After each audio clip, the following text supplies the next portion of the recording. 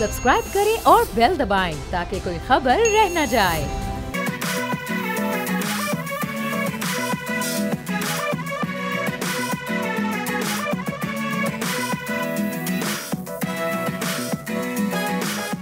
सदर ट्रंप ने रूस और यूक्रेन मुज़ाकरात का आखिरी मराहिल में दाखिल होने का दावा कर दिया। अमरीकी सदर का कहना है एक मजबूत सिक्योरिटी मुआहिदा तैयार किया जा रहा है जिसमें यूरोपीय ममालिक का किरदार कलीदी होगा। हम बातचीत के आखिरी मरहले में हैं, या तो ये जंग खत्म हो जाएगी या फिर ये तवील अरसे तक जारी रहेगी, जिसके नतीजे में मजीद लाखों जानें ज़ाया होंगी। अब तक 8 जंगें कामयाबी से ख़त्म करवा चुके हैं, ताहम रूस यूक्रेन जंग सबसे मुश्किल साबित हो रही है, लेकिन वो पुराज़म है कि उसे भी अंजाम तक पहुँचाएंगे।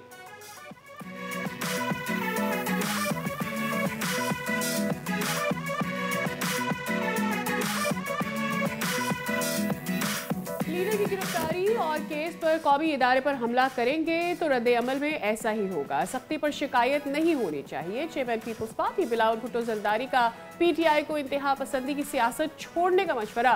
बोले पीपुल्स पार्टी ये कदम उठाती तो हमारे साथ क्या हशर किया जाता, उनके साथ तो कुछ भी नहीं हो रहा। सियासी जमातों को जमहूरियत की बका के लिए सियासी हल निकालना होगा। हालात के पेश नज़र तमाम सियासी जमातों को एक नुक्ते पर लाना होगा।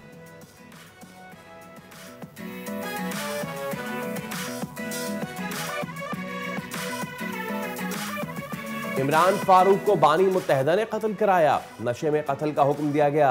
अब वो मगरमच्छ के आंसू बहा रहे हैं। अगर वो शहीद इनकलाब के कत्ल की तहकीकात चाहते हैं तो केस दायर करें। मैं हर किस्म के ताउन के लिए तैयार हूँ, तमाम सबूत फराहम करूंगा। मुस्तफ़ा कमाल की प्रेस कॉन्फ्रेंस। कहा इमरान फारूक की बीवी की लाश पर ड्रामा किया जा रहा है। बानी एमक्यूएम कौम का मुजरिम और गद्दार है।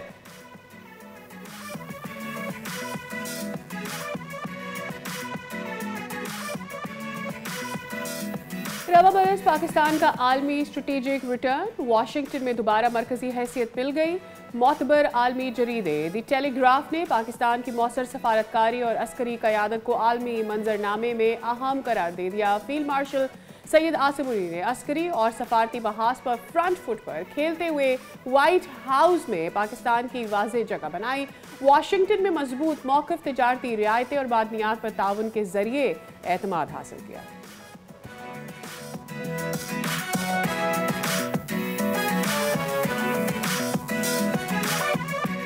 मुल्तान सुल्तान्स का मुस्तकबिल तय। पीसीबी खुद टीम ऑपरेट करेगा। चेयरमैन पीसीबी मोहसिन नकवी का ऐलान। न्यूज़ कॉन्फ्रेंस में कहा पीएसएल के बाद मुल्तान सुल्तान्स की नीलामी करेंगे। 2 नई टीमों की बिडिंग के लिए 10 पार्टियों ने क्वालिफाई कर लिया। वसीम अकरम पीएसएल के ब्रांड एम्बेसडर होंगे।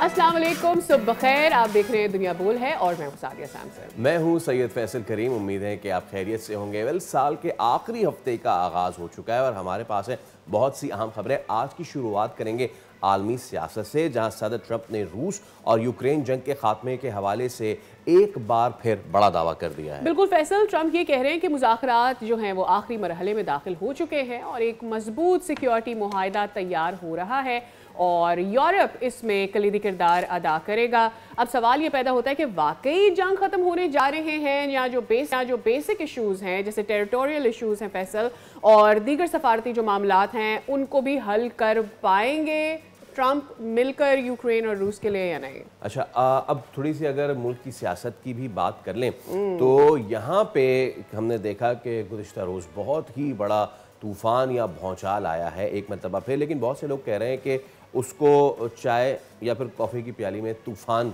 करार दे रहे हैं। और वो है जनाब मुस्तफ़ा कमाल की उस प्रेस कॉन्फ्रेंस की। मुस्तफ़ा कमाल ने बानी एमक्यूएम पर इंतहाई संगीन इल्ज़ामात आयद कर दिए हैं और इमरान फारूक के कत्ल से जुड़ी बातों ने एक बार फिर कराची की सियासत को हिला कर रख दिया है। बिल्कुल ऐसे ही फैसल। मुस्तफ़ा कमाल ये कह रहे हैं कि इमरान फारूक को सालगिरह के दिन कत्ल करवाया गया और ये इल्ज़ामात ऐसे वक्त सामने आए हैं जब सियासी माहौल पहले से ही खासा गर्म है और हम ये जानते हैं कि इस वक्त ओवरऑल जो एमकेएम पाकिस्तान की सियासत है that needs to exist, and at this point of time अगर इस तरह का बयान आता है मुस्तफ़ा कमाल की जानिब से, तो ऑब्वियसली लोग कोशिश कर रहे हैं कि डॉट्स कनेक्ट कर सकें एंड फिगर आउट कर सकें कि अब इस what is the timing of all of that Mustafa कमाल हैज सेड। असल मसला यही है कि सवाल इस वक्त यही हो रहा है कि आखिर अब ऐसा क्या हुआ है कि जब बहुत से लोग कह रहे हैं कि ये तो 4 साल पुरानी वाली स्क्रिप्ट रिपीट की गई है, बहुत से लोग इसकी टाइमिंग, इस प्रेस कॉन्फ्रेंस की ज़रूरत, अंदर खाने मामलात ये हैं कि जो इमरान फारूक की जो अहलिया हैं उनकी जब मैयत का मामला हुआ और ये सारी चीज़ें हुई हैं तो उस पर कोई ले दे हुई है और उसके बाद ये सारी चीज़ें सामने आ रही हैं। तो देखते हैं आगे चल के ये मामला कैसे मज़ीद अनफोल्ड होता है। I want to bring you back जब एक एंट्री हुई थी मुस्तफ़ा कमाल साहब की, you remember that, उस वक्त number of one conference after one another pressure, कहाँ ले आया और तो वो बहुत सारी उस वक्त कॉन्वर्सेशन हुई थी, जिसके बाद फिर काउंटर हमने प्रेसर्स देखे तो एक वो सियासत जो इस वक्त मुस्तफ़ा कमाल साहब का बयान आया है, it is taking me back to that 4.5 years back के उस वक्त जो तूफान आया था, ऐसा लग रहा है कि उसको दोबारा से लाने की कोशिश की जा रही है। वो ऐसा है या नहीं, टाइम बताएगा, वक्त बताएगा। वेल और अगर हम बात करें थोड़ी सी खैबर पख्तूनख्वा की, तो वहाँ पे गवर्नर फैसल करीम कुंडी ने सूबाई हुकूमत पर कड़ी तनकीद की है और कहा है कि अमन के बगैर कारोबार और तरक्की मुमकिन नहीं है। This goes with the things जो कि हमने मनाजिर देखे थे जो पंजाब असम्बली में भी रहे हैं सोहेल अफरीदी के आते हुए, बट चलें उस पर भी हम ज़रा आगे डिस्कस करेंगे। बिल्कुल, और साथ ही पीटीआई की पॉलिसियाँ हो गई, मुज़ाकरात के बयानिए और फिर सिक्योरिटी मामलात पर भी सवालात उठाए गए हैं। आज इस पर भी तफसीली तौर पर बात करेंगे। And I am sure Bilawal Bhutto ने जो बात की है कि एक किसी भी पार्टी में आप एक्सट्रीमिज्म की सोच के साथ अगर आगे बढ़ेंगे तो आप अपना तो नुकसान कर रहे हैं, मुल्क का सबसे ज़्यादा नुकसान कर रहे हैं। जी हाँ, बिलावल ने यह कहा कि इंतहा पसंदी की सियासत छोड़े बगैर जमहूरी इस्तेहकाम मुमकिन नहीं और इदारों पर हमलों के नताइज पर शिकायत नहीं होनी चाहिए। तो सियासी खबरों के साथ साथ खेलों की दुनिया से भी अपडेट आ रही है, जहां हमने देखा कि स्क्वाड का अनाउंसमेंट हो चुका है Sri Lanka versus Pakistan T20 series के लिए। फैसल बताइएगा जरा, नए नाम हैं क्या इस स्क्वाड में, and is it surprising for you as well? नहीं, सरप्राइजिंग तो नहीं था क्योंकि हमें तो पता था कि मेहनत करने का फ़ायदा तो होता नहीं है, मेरिट नाम की कोई चीज़ तो होती नहीं है। तो एक मरतबा फिर हुआ ये है कि वो बहुत सारे प्लेयर्स जिनको जो हमारा फ्यूचर है जिनको होना चाहिए था, और स्पेशली आप ठीक है श्रीलंका हल्की टीम नहीं है बट श्रीलंका ऑस्ट्रेलिया भी नहीं है, तो आप रिलेटिवली हल्की टीम के खिलाफ डाल के अपने प्लेयर्स को चेक करते हैं। यानी सुफियान मुकीम को इसमें होना चाहिए था, इसमें बहुत सारे दीगर प्लेयर्स को होना चाहिए था, माँ सदाकत को लाजमी होना चाहिए था, लेकिन हुआ ये कि क़यादत तो सलमान अली आगा ही करेंगे। और माशाल्लाह से मुबारक हो, शादाब खान की एक मरतबा फिर हुई है वापसी और ख्वाजा नाफे को मौका मिला है। अब सवाल जब हम करेंगे इसको ज़रा डाइसेक्ट करने की कोशिश करेंगे, तो सवाल सबसे बड़ा यही होगा कि आपने कभी देखा है कि ख्वाजा नाफे कीपिंग कर रहे हैं या फिर साहबजादा फरहान कीपिंग कर रहे हैं, लेकिन ये एडहॉकिज्म जो है ना, इसने पहले भी पाकिस्तान की क्रिकेट को चलने नहीं दिया था। ये एडहॉकिज्म दोबारा से जो है प्रॉब्लम कर रही है। क्यों? क्योंकि अभी अगर आप अभी के स्टैट्स देख लें सादिया, अभी के देख लें ना, अभी तो हम क्या कह रहे हैं कि जी क्योंकि शादाब इंजरी के बाद टीम से बाहर हुए थे, तो जब वो फिट हो गए तो उनको वापस ले आना चाहिए। ओके, ठीक है। अब ज़रा अगर हम देख लेना, सुफियान मुकीम ने पिछले इस पूरे साल में वो इम्पैक्ट प्लेयर रहा है। पूरे साल में इमर्जिंग एशिया कप में 4 मैचों में 10 विकेटें सुफियान मुकीम ने ली, प्रेसिडेंट्स कप में अभी 9 मैचों में 20 विकेटें ली, फर्स्ट क्लास में 2 मैचेस ही खेले, उन 2 मैचेस में भी 8 विकेटें ली। आप शादाब खान को जाके देखें तो शादाब खान को ये कहते हैं क्योंकि वो बैटिंग भी कर लेते हैं ना, इसलिए उनको, तो यार या तो आप ये हाफ कुक्ड टीम लेके जाएं विद अ प्लेयर जो खुद ये कह रहा हो, जो खुद डिसाइड नहीं कर पा रहा हो कि वो बैटर है या बॉलर है, और ये कि उसकी orientation actually as a bowler है या एज अ बैटर है, वो टीम के लिए भी मेरे ख्याल में कंफ्यूजन लेकर आता है। And we have tried and test for then why इसको भी कोशिश करेंगे आगे चलकर अपने शो में इसके हवाले से भी डिस्कशन करेंगे। And do stay with us because हम अपने शो के by the end of the hour segments हम एक गेस्ट को भी इंट्रोड्यूस कराएंगे जो कि आपके लिए एक सरप्राइज गेस्ट होंगे और एक ह्यूज पर्सनैलिटी जिनसे मिलकर आपको बहुत खुशी होगी, जो कि अब आप बोल की टेलीविजन स्क्रीन पर देख सकेंगे। ओके, बिफोर दैट मुल्क में सियासी माहौल गर्म है। हुकूमत के मुफाहमती अंदाज और मुज़ाकरात की दावत के बावजूद पीटीआई की मज़ाहमती सियासत और स्ट्रीट मूवमेंट मुल्क में हलचल किसी कैफियत पैदा कर रही है। महमूद खान अचकज़ई के किरदार भी ज़ेर बहस है, जो पीटीआई के इत्तेहादी के तौर पर सामने तो आ रहे हैं, हालांकि माजी में दोनों के ताल्लुकात बेइंतहा कशीदा रहे हैं। एब्सोल्युटली, नाक़िदीन ये बोल रहे हैं कि अचकज़ई तो अपनी सियासी साख को भी ऐसे ऐसा लग रहा है कि दाव पे लगा रहे हैं, जिसकी समत और मंजिल अभी भी गैर वाज़ेह दिखाई देती है। On the other hand Khyber Pakhtunkhwa में सिक्योरिटी चैलेंजेस एक संजीदा मसला बन चुके हैं। सूबाई हुकूमत पर इल्ज़ाम ये है कि उसकी तवज्जो इंतज़ामी मामलात के बजाय सियासी बयानियाँ बनाने पर और बानी पीटीआई की रिहाई पर मरकूज़ है। और गवर्नर KP फैसल करीम कुंडी ने भी पीटीआई की क़यादत पर तनकीद करते हुए कहा है कि एक तरफ मुज़ाकरात की बात करते हैं, दूसरी तरफ इनकार कर देते हैं। और दूसरी जानिब बिलावल भुट्टो जरदारी ने भी पीटीआई को वाज़ेह पैगाम दिया कि इंतहा पसंदी की सियासत तर्क किए बगैर इदारों से महाज आराई के नताइज से बचना मुमकिन है। इस सब पे ज़रा अब हम बात कर लेते हैं। हमारे साथ मौजूद है इनका पर्सन बतूल राजपूत। अस्सलाम वालेकुम बतूल, और बहुत शुक्रिया आपके वक्त के लिए। अच्छा, तो बतूल क्या समझती हैं, वज़ीर मुमलिकत बराए कानून इंसाफ बरशर अकील ये कहते हैं कि पीटीआई की सोशल मीडिया जो है टीम जो है वो मकबूलियत के दावे जो करती है ये सारे फ़रेब हैं, ये सियासी मैदान की नाकामियाँ छुपाने के लिए सोशल मीडिया का सहारा लिया जाता है। क्या सियासी मैदान और सोशल मीडिया पर यकसा मकबूल होना कोई शर्त है? जी बहुत शुक्रिया। देखिए, अगर कोई ये भी कहता है कि पाकिस्तान तहरीक इंसाफ की जो सोशल मीडिया पे प्रेजेंस है वो मानी खेज़ नहीं है, तो ये एक बहुत गलत पॉइंट ऑफ व्यू है, ये बहुत इम्प्रैक्टिकल बात है। हम किसी बड़ी सियासी जमात के उनकी पॉलिसी से तो डिसएग्रीमेंट कर सकते हैं, लेकिन उनके वजूद से आप इनकार नहीं कर सकते। और ये सोशल मीडिया का ही दौर है। पाकिस्तान की भारत की जंग में जो डिसइंफॉर्मेशन का मुकाबला किया वो सोशल मीडिया के थ्रू किया, क्योंकि बहुत सारी चीज़ें फॉर एग्जांपल इंडिया की जब एक्सपोज हो रही थी तो वो सोशल मीडिया की वजह से हुई। तो ये बहुत अहम टूल है कम्युनिकेशन का। अब इसका गलत इस्तेमाल हो रहा है तो वो भी हो रहा है, तो वो एक अलग बहस है। लेकिन इसकी वजह से आप ये कहें कि अगर कोई सियासी जमात सोशल मीडिया पर मकबूल है तो वो उसका ग्राउंड पे इम्पैक्ट क्यों नहीं है। ग्राउंड पे इम्पैक्ट ना होने की और वजूहत है, और सोशल मीडिया पे ज़्यादा मकबूल होने की और वजूहत है। और जो डिजिटल एज है इसमें एक जेन्युइन एक्सपर्टी चाहिए, एक सपोर्ट की, जो फॉर सम रीज़न PMLN और पाकिस्तान पीपल्स पार्टी के फॉलोअर्स के पास नहीं है। पीपल्स पार्टी के जितने भी जयाले हों वो डिजिटली उस तरह से कनेक्ट नहीं करते अपनी पार्टियों के साथ जैसे PTI के लोग करते हैं। तो ये PTI को एक एज हासिल है, लेकिन ये भी ज़रूरी नहीं है कि अगर आप ज़्यादा मकबूल है सोशल मीडिया पे तो आप ग्राउंड पे उतने मकबूल नहीं होंगे। मुझे लगता है कि साथ साथ चलता है। लेकिन जहाँ तक PTI की अगर आप बात करें स्पेसिफिकली, तो PTI का ग्राउंड पे भी एक कंसिडरेबल वोट बैंक है और सोशल मीडिया पे है। बाकी जमातों का अगर ग्राउंड पे है उस पर अगर हम एग्री करें तो वो सोशल मीडिया पे नहीं है। तो ये एक ऐसा होमवर्क है जिसके लिए कि आपको एक परसिस्टेंट पॉलिसी चाहिए, जो कि PTI के पास तो है लेकिन बाकी जमातों के पास नहीं है। राइट बतूल, आपको नहीं लगता कि इस सारी सिनेरियो पे अगर हम देखें तो महमूद खान अचकज़ई साहब की जो सो कॉल्ड इत्तेहादी कायदीन को अपनी सियासत वो दाव पे लगा रहे हैं, उनकी अपनी सियासत इस सब के बीच कहीं खो गई है, और PTI माजी में उन पर खासी तनकीद भी करती रही है, उनकी मुखालफत भी करती रही है। ये तो इमरान खान ने बहुत सारे लोगों के साथ किया है, परवेज़ इलाही के बारे में, नवाज शरीफ के बारे में, आसिफ अली ज़रदारी के बारे में, बहुत सारे सहाफ़ियों के बारे में जो उन पर तनकीद करते थे, जो उनके ख़िलाफ़ होता था एक वक्त में। अगर उनको उनकी सियासत ने मौका दिया भी कि वो उनसे बातचीत कर सकें तो इमरान खान ने बार बार लोगों को उनके माजी याद करवाए हैं। तो ये पहली दफ़ा नहीं हो रहा कि अचकज़ई साहब की मुखालफत की और बाद में सियासी इत्तेहाद किया। मौलाना फजल रहमान भी इसमें शामिल है, परवेज़ इलाही भी इसमें शामिल है, बल्कि अब तो उनकी पार्टी का एक बड़ा ओहदा रखते हैं।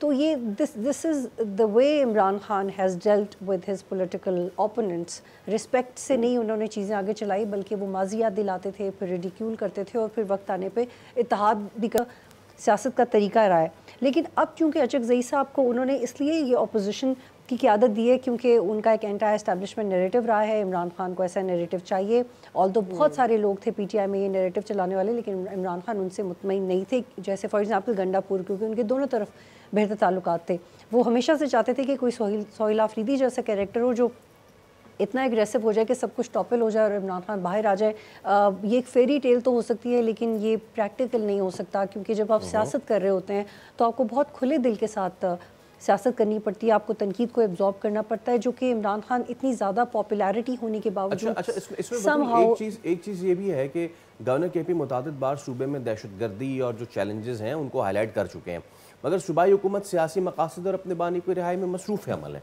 ऐसे में वफाकी हुकूमत के पास क्या हल रह जाता है?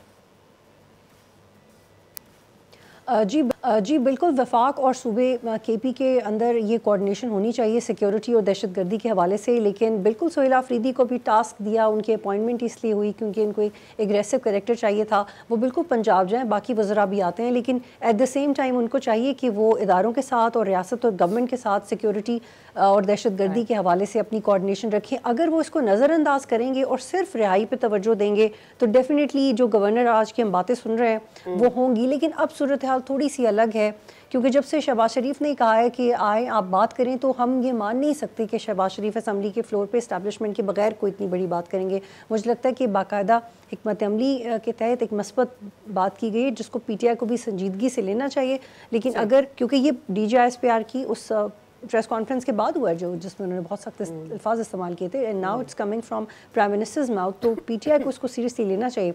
लेकिन अगर PTI नहीं लेगी तो फिर चीज़ें आगे नहीं बढ़ सकती। लेकिन मुझे अब लगता है कि ये जो पंजाब में जो भी हुआ PTI के बाद, अब उनके पास भी एक जवाज़ है कि हम गए थे और हमारे तो लोग भी नहीं निकले थे, हम खुद ही 15-20 लोग थे, फिर भी हमें बर्दाश्त नहीं किया। तो अभी लगता है कि जो टेम्परेचर है वो थोड़ा नीचे जा सकता है और शायद गवर्नर राज के इम्कानात ना हो, लेकिन उसके लिए अभी गवर्नमेंट PTI का इंतज़ार करी। गवर्नमेंट ने जो बात की है वो काफ़ी स्ट्रॉन्ग पोजीशन से की है that yes we are ready to talk, और when government is ready to talk it means it's coming from both sides. तो अब ये PTI इसको कैसे ट्रांसलेट करती है वो PTI के ऊपर।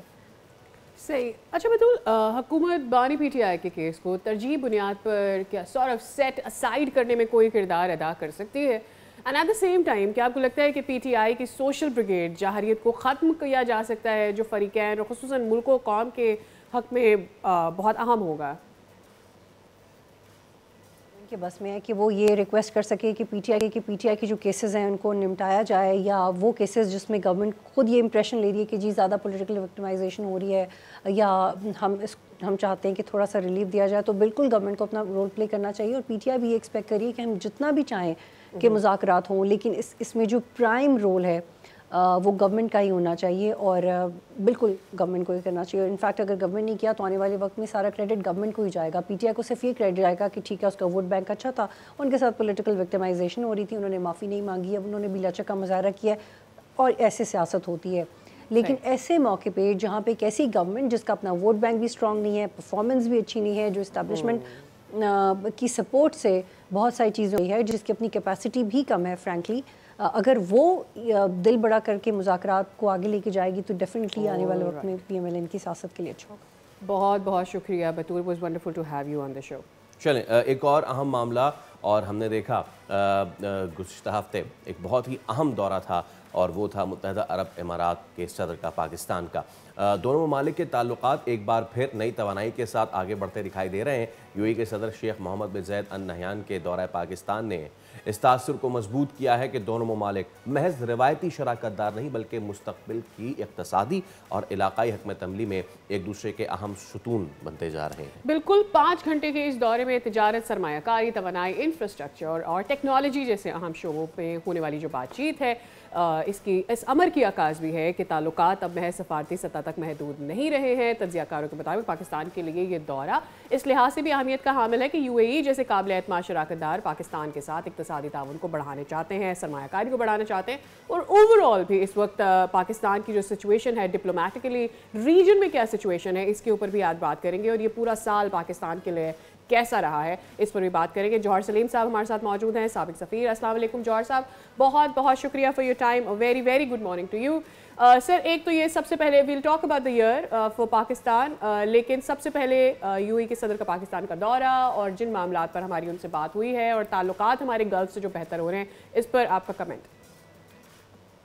जी बहुत ही इम्पोर्टेंट दौरा था ये बिकॉज देखें UAE प्रेसिडेंट का ये पहला दौरा है पाकिस्तान का ऑफिशियल जो विजिट है, और इसमें जो है जो डिस्कशंस हुई हैं हाई लेवल, उसमें ये जो है तय किया गया है कि जो इकोनॉमिक कॉपरेशन है वो और भी बढ़ाई जाएगी। ट्रेड जो है दोनों मुल्कों के दरमियान ऑलरेडी वो $10 बिलियन की $10 से भी ज़्यादा ट्रेड है और उसको वो मजीद बढ़ाने की दोनों तरफ ख्वाहिश है। फिर उसके बाद ये देखें यूएई से कुछ $7 बिलियन की रेमिटेंसेज आती हैं साल में, तो पाकिस्तान के लिए ज़ाहिर है कि वो भी उनकी भी एक बहुत अहमियत है। कोई ऑलमोस्ट 2 मिलियन के करीब, कोई 1.8-1.9 मिलियन पाकिस्तानी वहाँ पे हैं, 19 लाख के करीब। तो वो जाहिर है कि सबसे ज़्यादा बड़ी पाकिस्तानी डियास्पोरा है। फिर इस साल में देखें क्राउन प्रिंस की विजिट जो अबू धाबी के थे आगे, वो पहले फरवरी में हुई। फिर एक जॉइंट मिनिस्ट्रियल कमीशन हुआ दोनों मुल्कों का अभी रिसेंटली जून में, तो उसमें बहुत सारे मुआहदात साइन किए गए, बहुत सारे एरियाज में कॉपरेशन पे इन्वेस्टमेंट कॉपरेशन भी थी, आईटी के शोबे में, टेक्नोलॉजी के शोबे में, जो एनर्जी के शोबे में। तो उसके अलावा भी एक पूरा अरे ऑफ एग्रीमेंट्स और एमओयूज इस साल में साइन हुआ है दोनों मुल्कों के बीच में, जो इस अम्र की अक्कासी करता है कि दोनों तरफ इस चीज़ की कितनी विलिंगनेस है कि जो इतने ज़्यादा अहम ब्रादराना ताल्लुकात हैं उनको मजीद सारे शोबों में और भी फरोग दिया जाए। तो इसमें जो हाई लेवल विजिट इस लेवल की होती हैं, टॉप लेवल विजिट के, तो उसमें जब आप डिस्कशंस करते हैं तो उसमें एक तो बायलैटरल आंसर होता है कि जो आप दोनों मुल्कों के बीच में चीज़ें डायरेक्टली हैं, ट्रेड है, इकोनॉमिक कॉपरेशन है और बहुत से जो पीपल टू पीपल कॉन्टैक्ट हैं, टूरिज्म है, एजुकेशनल कॉपरेशन है। अच्छा जॉर्ज साहब, इसमें जी एक चीज़ इसमें प्लीज़ ऐड कर लें। ये पूरा साल हमने देखा कि बड़ा ही ज़बरदस्त रहा पाकिस्तान का सिफारती लिहाज से। जब इस तरह के दौरे होते हैं तो इट इज़ ऑलवेज कि bilateral ties getting strengthen and all. ना कौन से शोबे हैं जहाँ पे पाकिस्तान यूएई जैसे मुल्क से बेनिफिट कर सकता है? यस, वी हैव सीन कि in the times of wars who is been standing with us and UAE was one of them. अब जब हमने सारा the clutter is clear now, हम कौन से ऐसे शोबे हैं जिनसे हम यूएई से फ़ायदा उठाएं? And other than labor power and all, what is UAE's best bet in Pakistan? UAE हमसे क्या फ़ायदा उठा सकता है? वैसे I'm just saying it कि फ़ायदा उठा सकता है। बहुत से लोग उस पर भी सवाल करेंगे कि UAE क्या ही हमसे बेनिफिट ले सकता है, but other than labour power, what do you think Pakistan can give to UAE? देखिए, जो इस किस्म के फ्रेटर्नल टाइज होते हैं उसमें म्यूचुअली बेनिफिशियल होता है आपका, जो दोनों मुल्कों के लिए बेनिफिशियल होता है ना वो। मिसाल के तौर पे यूएई तो दुनिया का जो सबसे बड़े ट्रेडिंग इस वक्त कंट्रीज है उनमें आता है। साथ ही साथ यूएई ने और यूएई के जो अभी प्रेसिडेंट आए थे, इन्होंने इससे पहले ही अनाउंस कर चुके हैं कि यूएई पाकिस्तान में $10 अरब की इन्वेस्टमेंट करना चाहता है मुख्तलिफ शोबों में। अच्छा, अब उस पर देखें, अब उस पर जब अगर अमल दरामद होता है तो $10 बिलियन की जो इन्वेस्टमेंट है वो तो एक काफी बड़ा और बहुत से शोबों में जो है ना उसमें हो सकता है। दूसरी तरफ यूएई के लिए पाकिस्तान में देखें, मिसाल के तौर पर जिस ज़राअत का शोबा है, ये फूड सिक्योरिटी पे ये मुल्क सारे जो उनसे ना बहुत फोकस कर रहे हैं, उसमें जो कॉर्पोरेट फार्मिंग जो उनकी है उसमें इन्वेस्टमेंट्स वो कर सकते हैं। दूसरी तरफ पाकिस्तान की जो अफरादी कुव्वत है, पाकिस्तान में देखिए यंग लोग, एक बड़ी यंग पॉपुलेशन है। आईटी के शोबे में पाकिस्तान में दुनिया के जो 4-5 मुल्क हैं जिसमें सबसे ज़्यादा लोग आईटी के शोबे में ट्रेंड हैं, उनमें पाकिस्तान आता है। तो उसमें बहुत से शोबों में इस तरह की इन्वेस्टमेंट जिसमें कि जहाँ पे कैपिटल यूएई से आए और जो अफरादी कुव्वत है वो पाकिस्तान से हो, तो उसका बहुत ज़्यादा पोटेंशियल मौजूद है और ये दोनों मुल्कों के लिए फ़ायदा होता है। देखिए, मुल्कों के जो ताल्लुकात होते हैं उसमें म्यूचुअल बेनिफिट होता है, दोनों के लिए बेनिफिट होता है, किसी एक के लिए नहीं होता। ये जो ट्रेड भी होती है, जो इन्वेस्टमेंट कॉपरेशन होती है, जो दूसरे शोबों में कॉपरेशन है, अब इवन रीजनल आप देखें कि रीजनल सिक्योरिटी के मामला डिस्कस हुए, उसमें भी दोनों मुल्कों की बहुत ख्वाहिश है कि रीजनल स्टेबिलिटी को और भी प्रमोट किया जाए। और पाकिस्तान ने इस साल अपने आप को एक नेट सिक्योरिटी प्रोवाइडर के तौर पे बनवाया इस रीजन में। एक और सिचुएशन है, आलमी मंजरनामे पे भी एक सिचुएशन कल एक डेवलपमेंट हुई है, आई am sure you looked into it, that's Russia versus Ukraine. Trump चाहते हैं कि उनके होते हुए ये मामला हल हो जाए। कल जो डेवलपमेंट हुई है, ज़ेलेंस्की का दौरा यूएस का, आपको लगता है उसके बाद जो बयान आया है डोनाल्ड ट्रंप का, उसमें कोई ब्रेक थ्रू आया है रशिया एंड यूक्रेन की वॉर में? देखिए, प्रेसिडेंट ट्रंप की ख्वाहिश है और उससे बहुत ज़्यादा काम भी उन्होंने किया जब से वो उन्होंने इक़्तिदार संभाला इस बार। उनका दावा था कि बहुत जल्दी जंग ख़त्म करा देंगे। शुरू में तो उन्होंने कहा था ना 40 घंटे में लेकिन जाहिर है उतना आसान नहीं था। Yeah. तो उन्होंने बहुत ज़्यादा कोशिशें की हैं, दोनों साइड पे। वो पुतिन के साथ भी मुलाकातें कर चुके हैं और जाहिर है ज़ेलेंस्की के साथ तो बहुत ज़्यादा उनकी मुलाकातें हो चुकी हैं। ये जो मुलाकात थी जो उन्होंने मार-ए-लागो में की है, जो उनका अपना प्राइवेट जो है ना फ्लोरिडा में वो उनका गोल्फ कोर्स है और उसकी जगह उसको खसूसन बुलाया, और उस मुलाकात के बाद उन्होंने कहा कि मैंने काफ़ी ज़्यादा इसमें चीज़ों के ऊपर अब हमारे दरमियान हम आहंगी है, क्योंकि प्रेसिडेंट ट्रंप उनसे कुछ कंसेशन मजीद करवाना चाहते हैं, क्योंकि रशिया मान नहीं रहा अभी तक जंग खत्म करने पे, जब तक कि उनको वो कुछ इलाके जो है यूक्रेन की तरफ से दे नहीं दिए जाते, जिस पे ऑलरेडी उन्होंने ज़्यादातर पे तो कब्जा किया हुआ है।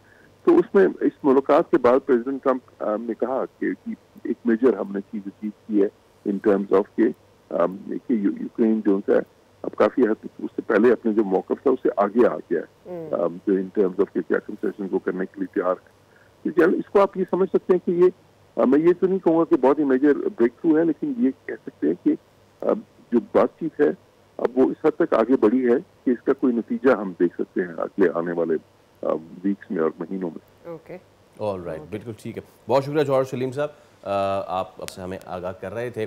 तो देखते हैं कि बाकी सारी चीज़ें तो एक तरफ, ख़ासतौर पर जो आपका आखिरी सवाल था कि डोनाल्ड ट्रंप ये कहते हैं कि जी आर्ट तो मैं रुकवा चुका हूँ, ये भी मैं रुकवा दूंगा, लेकिन साथ साथ उन्होंने खदशा ये भी जाहिर किया कि अगर ये रुकती है तो रुके, नहीं रुकती तो फिर बहुत अरसा चलेगी। That's no guessing कि या तो आप विन करेंगे या लूज करेंगे। एक ब्रेक ले रहे हैं, उसके बाद दोबारा हाजिर होंगे। स्टे विद अस।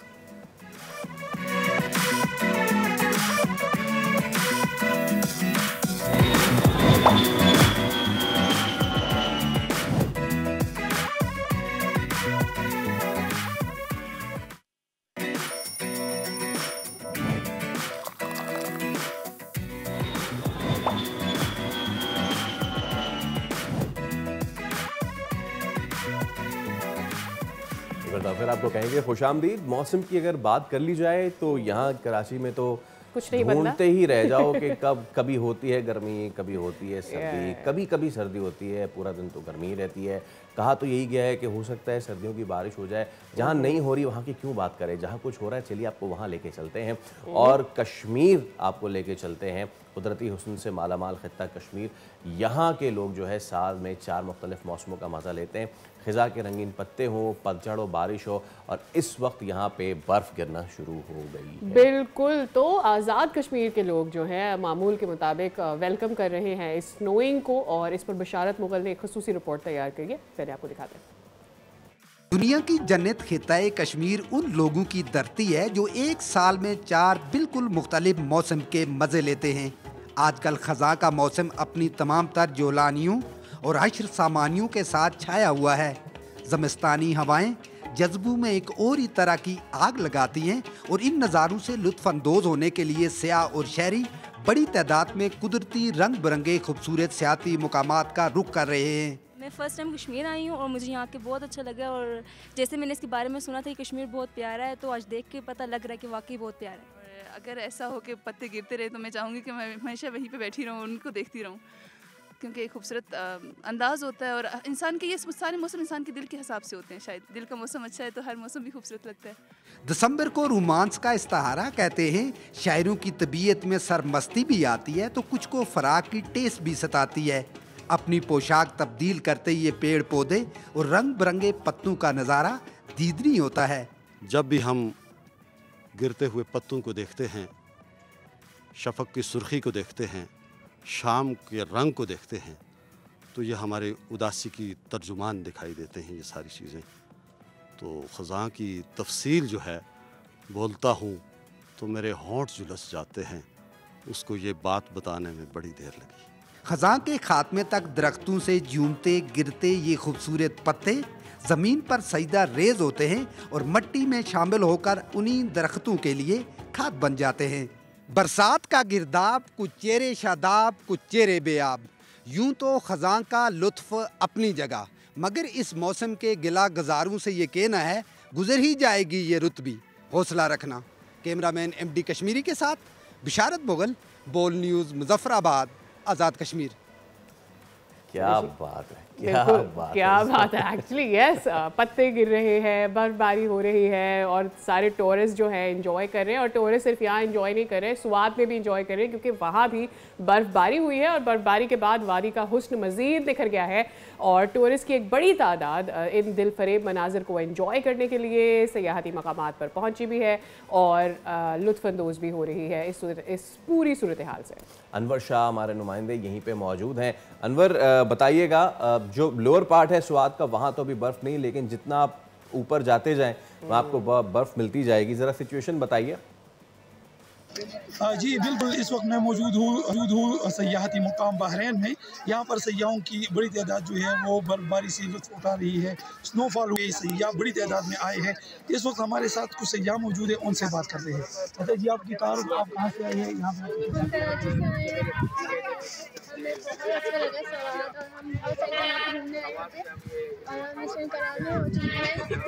हमें यहाँ के बहुत अच्छा लग रहा है।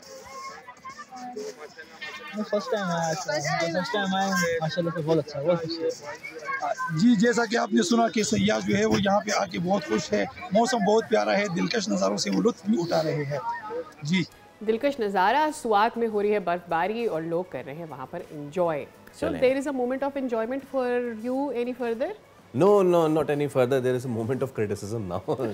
हम बात कर रहे हैं अब पाकिस्तान क्रिकेट की। तो टीम की श्रीलंका के खिलाफ 3 T20 मैचेस के लिए स्क्वाड का ऐलान तो कर दिया गया है, लेकिन ये वही सीरीज़ है जिसके लिए कहा जा रहा है कि बिफोर वर्ल्ड कप ये तैयारियों का आगाज है। और ये वही सीरीज़ है जिसमें जिसका नाम आ गया तो वो समझ जाए वो वर्ल्ड कप की स्क्वाड का हिस्सा होगा, वर्ल्ड कप भी खेल रहा हूँ। तो बहुत सारे जो है वो प्लेयर्स जो हैं they have been left out and बहुत सारे कहा जा रहा है कि टीम में होना चाहिए था या नहीं होना चाहिए था, दैट्स अ डिफरेंट थिंग। तो अगर स्क्वाड की हम बात कर लें तो उसमें शाहीन शाह अफरीदी हैं और शाहीन शाह अफरीदी और हारिस रऊफ नहीं हैं, दे बीन प्लेइंग BBL। वो चले ठीक है ना, बाबर को तो आप you can afford resting him. अब जरा आते हैं उन प्लेयर्स पे जिनको लाया गया है और जिसमें है सबसे पहले शादाब खान। और शादाब खान जो है इस वक्त वो बिग बैश खेल रहे हैं और खेल तो बाबर भी रहे हैं, वैसे बाबर नहीं खेल पा रहे हैं, ये एक अलग चीज़ है, एक अलग बात है। खेल तो शाहीन शाह अफरीदी भी नहीं खेल पा रहे हैं। How do you see Nafay's come back? Khawaja Nafay come back क्या बात करें सादिया, प्रॉब्लम ये है ना कि चले ठीक है, ऐसा नहीं है कि वो पहला कम बैक हो रहा है, उनको पहले भी अपॉर्चुनिटी दी गई है, कंसिस्टेंटली फेल्ड पहली चीज़। हालांकि अच्छे प्लेयर हैं वो, लेकिन अगर आप उनको हांगकांग सुपर सिक्सेस और इसकी कारकर्दगी पे आप लाएंगे, दैट्स अ डिफरेंट स्टोरी। होना क्या चाहिए था और हो क्या रहा है। इसके साथ साथ PCB ने ऐलान कर दिया है कि PSL की ड्राफ्ट जो है वो 8 तारीख को होगी। बिडिंग जो दो नई टीमें हैं और वो इस्लामाबाद के कन्वेंशन सेंटर में होगी, उसमें से भी खबर यह है कि मुल्तान सुल्तान को PCB खुद रन कर रही होगी। And then again Mohsin Naqvi ने ये भी साफ कह दिया है कि भारत ने दोबारा इस तरह का कोई मिसएडवेंचर किया क्रिकेट के साथ तो उनके साथ दोबारा वैसे होगा जैसे पहले हुआ भाई था। हमें भी कोई शौक नहीं है आपसे हाथ मिलाने का। So if India doesn't want to shake hand, so be it. हम भी नहीं चाहते कि आपसे हाथ मिलाया जाए और हम भी कोई मरे नहीं जा रहे आपसे हाथ मिलाने के लिए। सैयद मोहम्मद अवैस क्रिकेट एक्सपर्ट हमारे साथ मौजूद है। अवैस अस्सलाम वालेकुम and very very good morning to you. First thing first, हम आएंगे मोहसिन नकवी साहब वाले कमेंट के ऊपर भी, बट ये जो टीम सिलेक्शन हुई है, ये क्या टीम सिलेक्शन हुई है? मेरे लिए भी थोड़ी सी हैरानगी वाली बात थी, क्योंकि जब आप टॉप परफॉर्मर्स की बात करते हैं जिसमें मास सदाकत भी हैं, जिसमें दानियाल की बात करें जिन्होंने अभी आपको पता राइजिंग स्टार के अंदर परफॉर्मेंस भी दिखाई, फिर आखिरी ओवर के अंदर जाके बड़ा एक वो जो एक स्टील ऑफ नर्व्स आपको चाहिए होती है ऐसा पेस बैटरी, उस लड़के ने आपको दिखाया, लॉन्ग एंगल भी यूज कर रहा था, उसको पार्ट में नहीं रखा। लेकिन सबसे बड़ा जो शॉकिंग मेरे लिए था वो था सुफियान मुकीम की एक्सक्लूजन की बात करें। आई डोंट नो कि पाकिस्तान के सर्किट में सुबह चल क्या रहा है। एक लड़का जब से वो टीम से बाहर हुआ है, डोमेस्टिक कप की बात करें उसमें उसने कंसिस्टेंट परफॉर्मेंस दिखाई, या राइजिंग स्टार्स के अंदर आप देख लें, चाहे लीग क्रिकेट की बात करें, तो आई डोंट नो कि मैंने कहा ना कि बैकएंड पे क्या मामला इस वक्त चल रहे हैं। लेकिन जो अभी आप इंटर में बात कर रहे थे, अगर आप इस पाकिस्तान टीम की बात करें, खास करके जो एक शक्ल पाकिस्तान टीम को दी गई है ऑस्ट्रेलिया बिग बैश का, तो आपको पता है कि ये कन्वर्सेशन पहले ही चल रही थी कि जो मेन प्लेयर्स यहाँ पर खेल रहे हैं जिसमें बाबर भी हैं, शाहीन भी हैं, तो इनको प्रॉपर पूरा एक सीजन खिलाया जाएगा, तो उसके बदले में आपको पता है वो एक टूर अपना उसको एक्सटेंडेड T20 टूर जो उनसे ऑस्ट्रेलिया खेलेगा यहाँ पर, तो शायद उसकी अंडरस्टैंडिंग हो। लेकिन जो कल आपको पता है कि कल परसों जो खबरें ऑस्ट्रेलिया से भी आ रही थी वो कोई अच्छी नहीं, अल्लाह करे मैं गलत हूँ शाहीन शाह अफरीदी के बारे में, क्योंकि जो जिस नौयत की उनको इंजरी हुई है वो ज्यादा सीरियस है। आई थिंक सो कि शायद वो वर्ल्ड कप भी मिस ना कर जाए, क्योंकि जिस तरीके की वो इंजरी थी, जिस तरीके का उनके वो फेस आपको एक्सप्रेशन नजर आ रहे थे, तो लग रहा था कि वो ज्यादा स्ट्रगल करते हुए आपको नजर आए। तो it will be a big panic अगर पाकिस्तान के अंदर अगर वर्ल्ड कप कैंपेन मिस करते हैं। वेरस जो अभी स्क्वाड इसको सिलेक्ट हुआ, मैं यही बात करता हूँ कि ठीक है, अच्छी बात है कि एटलीस्ट आप एक लड़के को अपने लाइमलाइट में रखते हो या अपनी साइड के अंदर रखते हो, उसको इन एंड आउट अपना होता है ना कि एक सर्कल के अंदर आप रखते हो। लेकिन ख्वाजा नाफे के लिए नॉट बैड कमेंट्स, ठीक है, अच्छा एक यंगस्टर है, विकेट कीपर बैट्समैन अच्छा है, लेकिन इट्स टू अर्ली फिर मैं कहता हूँ, क्योंकि एक तरीका कार होता है जब आप अंडर 23 खिलाते हो चाहे आप अंडर 19 खिलाओ। मेरे जहन में एक बात आ रही है, बिकॉज अब शाहीन की बात हुई है, हम बाकी चीज़ों पर बात करेंगे, but do you think Shaheen had been playing a lot और उसको बीच में रेस्ट मिलना चाहिए था? Starting from Asia cup onwards हम देख रहे हैं एक के बाद एक, और उससे पहले भी जो हमारे पाकिस्तान के भी टूर्स हुए हैं, पाकिस्तान में भी जो टूर्स हुए हैं, शाहीन कंसिस्टेंटली प्ले कर रहा है। हम हमेशा यही बात करते हैं कि शाहीन को ओवर प्ले कराया जाता है, फिर उसको इंजरी हुई, एक लंबे गैप के बाद वापस आया, उसे अपना मोमेंटम बिल्ड करने में टाइम लगा और अब वो अच्छा परफॉर्म कर रहा है, but then he is playing a lot and he is injured again.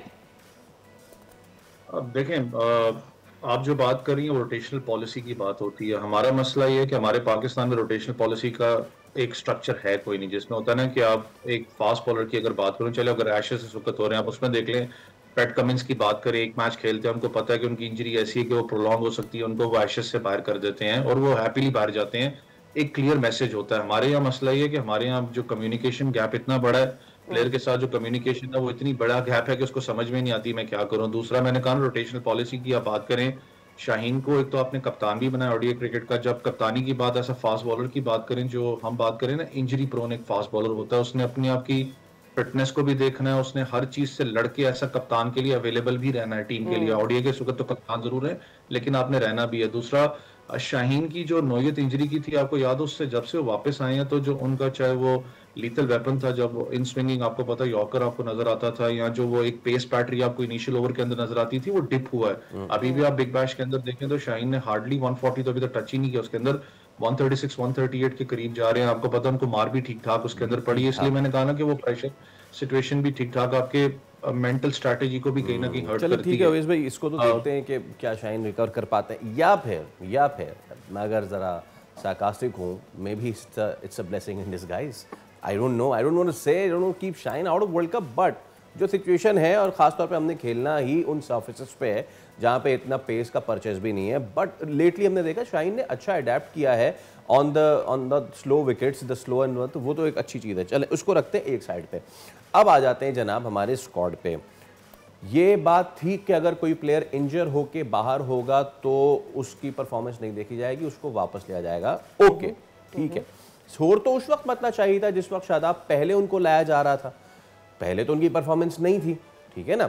Now the thing is कि आप कब तक सेक्रीफाइस करेंगे अपने जूनियर टैलेंट को, ख़ास तौर पे जब आपके पास टीम में ऑलरेडी नवाज हैं, साइम अयूब अच्छा आपका स्पिन ऑप्शन अब बन गए हैं, उसके साथ आप शादाब को रखना चाह रहे हैं, जिस पे बात ये होती है कि आपने क्या करना है जी, शादाब क्योंकि बैटिंग अच्छी कर लेते हैं तो इसलिए आप उनको भी साथ कर लें। अगेन वही हाफ कुक्ड पॉलिसी है ना अवेश भाई, अगेन वही हाफ कुक्ड पॉलिसी। साहबजादा फरहान के साथ विकेट कीपर लगा दो और टीम में चला दो, नाफे के साथ विकेट कीपर लगा के टीम में चला दो, हालांकि खेलेंगे उस्मान खान ही एज अ कीपर, और शादाब खान क्योंकि 40 कर देता है, कभी 30 कर देता है, कभी 32 कर देता है, तो उसको टीम में ले आओ। तो क्या कसूर है सुफियान मुकीम का जिसने पूरा साल इतना जबरदस्त खेला है भाई। मैं आपको ये तो बात अब स्टार्ट के अंदर कर रहा था कि मुझे खुद समझ में नहीं आती, एक लड़का आप उसको बाहर रखते हो स्ट्रक्चर से, आ जाके अंडर 23 में भी जो पाकिस्तान शाहीन था उसके अंदर भी परफॉर्म कर देता है, डोमेस्टिक के अंदर लीडिंग विकेट टेकर आपका आपको इस वक्त जो हो रही है लीग क्रिकेट की बात करें उसके अंदर जाके वो कंसिस्टेंटली परफॉर्म करता है। मेरी हमेशा से ही तो शिकायत रही है कि जो लड़के पाकिस्तान स्ट्रक्चर की टीम का हिस्सा रहते हैं, चाहे वो बेंच लाइनअप पे बैठे हों, उन लड़कों का क्या कसूर है जिन्होंने 2-3 साल दिए होते हैं, बेंच पे भी बैठे होते हैं, in and out Pakistan team के लिए होते हैं, कि अचानक एक लड़का बाहर से आके आप उसको डायरेक्टली प्लेइंग 11 स्क्वाड के अंदर खिला देते हो। शादाब का आपको पता होगा, इससे पहले जब वो बिग बैश में नहीं गए थे तो सब हम भी यही बात कर रहे थे कि ये क्रूशियल इसलिए होगा बिग बैश के, उनकी फिटनेस भी जज होगी और उनका इतने अरसे से कंपेटिटिव क्रिकेट नहीं खेली तो वो भी कहीं ना कहीं जज होगा। मसला ये है कि इस वक्त जो 5वीं पोजीशन की बात करें, जहां पर हमने हसन नवाज को बहुत ज्यादा ट्राई करने की कोशिश की, जबकि वो टॉप ऑर्डर का बैट्समैन है, वहां पर उनका क्वेश्चन ज्यादा आपको नजर आया क्योंकि उन्होंने जाके 30-40 भी किया बिग बैश में, फिर फील्डिंग यूनिट के अंदर आपको तगड़े नजर आए, बॉलिंग यूनिट में आपको नजर आए। मुझे पता है कि उसने सबसे ज्यादा मैन ऑफ द मैचेस भी जीते हुए, लेकिन आप वाली बात बिल्कुल राइट है, जो लड़के पाकिस्तान टीम का इतने अरसे से एक हिस्सा रहे होते हैं उनका कसूर क्या है। इसलिए हम जब बात करते हैं ना कि जब आपका लॉन्ग टर्म प्लान क्या है, लॉन्ग टर्म प्लान होता नहीं है, हम सिर्फ सीरीज टू सीरीज डिसाइड करते हैं, अभी वर्ल्ड कप सर के कुछ खिलाड़ियों को तो अक्सर भूले हुए हैं। और भाई इरफान खान नियाजी क्यों नहीं है टीम में? कोई ये बता सकता है? कोई किसी के पास इस चीज़ का जवाब है? एक बेहतरीन फील्डर, एक बेहतरीन मिडिल ऑर्डर बैट्समैन और कायदाना सलाहियतें भी इसकी भरपूर। What's the problem with him? ये जवाब किसी के पास नहीं है। हम खुद जब अपना शो करते हैं, हम अपने सीनियर से पूछते हैं, लेजेंड साथ रहते हैं, भाई किधर गया वो, उनको खुद समझ नहीं आती कि कहाँ पर गया। क्योंकि अगर आप इरफान खान नियाजी की बात करें, मुझे पता है जब एक शोर मचा, जब एक प्रेशर आया इरफान खान नियाजी वाले मामले पे, तो आपने उसको उठा के आपको याद हो पाकिस्तान शाहीन्स का कप्तान बना दिया। उससे पहले आपको याद हो पाकिस्तान शाहीन्स ऑस्ट्रेलिया सीरीज खेलने गई थी, वहां पर आपने उसको कप्तान बनाया। और मैं पाकिस्तान के जो एक्स कोच रहे हैं, मैं जैसन गिलेस्पी की अपना कोट बात करूंगा, उन्होंने एक बात की थी कि ये बिल्कुल रेडी है, यूटिलिटी क्रिकेटर है, इस वक्त कोई भी इसको पिक करना चाहे so he is ready for the big stages. अब पाकिस्तान ने इतनी ज्यादा उसके ऊपर इन्वेस्टमेंट की, उस लड़के ने आपको परफॉर्म भी करके जिस पोजीशन के ऊपर, मुझे वही तो मैंने कहा ना, इरफान खान नियाजी की बात करें, हम तो सुफियान की बात करें, अब्बास अफरीदी का क्या कसूर? जो लड़का यूटिलिटी क्रिकेटर है आपका, जब आप ऑलराउंडर की बात करते हैं उन पोजीशन में जहां पर आपने श्रीलंका में वर्ल्ड कप खेलने जाना है, जहां पर आपको स्लोअर वंस की बात करें, आपको उस बैटिंग यूनिट की जरूरत है जो डाउन द ऑर्डर जाके आपके लिए परफॉर्म करे, उसको आपने कितने अरसे से पाकिस्तानी वो T20 स्पेशलिस्ट आप उसको कहते थे, आज भी मैं फील करता हूँ। देखिए शाहीन अगर नहीं रेडी तो आपके पास अच्छा एक ऑप्शन अब्बास अफरीदी के मौजूद है, आप उसको टीम के अंदर लेके आना। तो इसलिए मैंने कहा ना कि अभी तक वो सूरत हाल है कि 30 दिन शायद रह गए वर्ल्ड कप के लिए, तो अभी तक हम ये बैठ के सोच रहे हैं कि हमारा स्क्वाड क्या होगा, क्या नहीं होना चाहिए। हमने स्क्वाड के ऊपर बात की, आई रियली कि PSL पर क्या हो रहा है एंड आप क्या एक्सपेक्ट कर रहे हो? आई मीन मुल्तान सुल्तान को अब सिर्फ PCB खुद देख रहा होगा, दूसरा ये कि दो टीम्स अभी तक उनकी बिड के हवाले से बात की जा रही है, उनका क्या फ्यूचर है। PSL को अगर हम सामने रखें तो वो एंथुजियाज्म जो हमें नज़र आता था प्लेयर्स में खुद भी, टीम्स में खुद भी, और फिर at the same time fans में, do you think is it missing and who is responsible for that?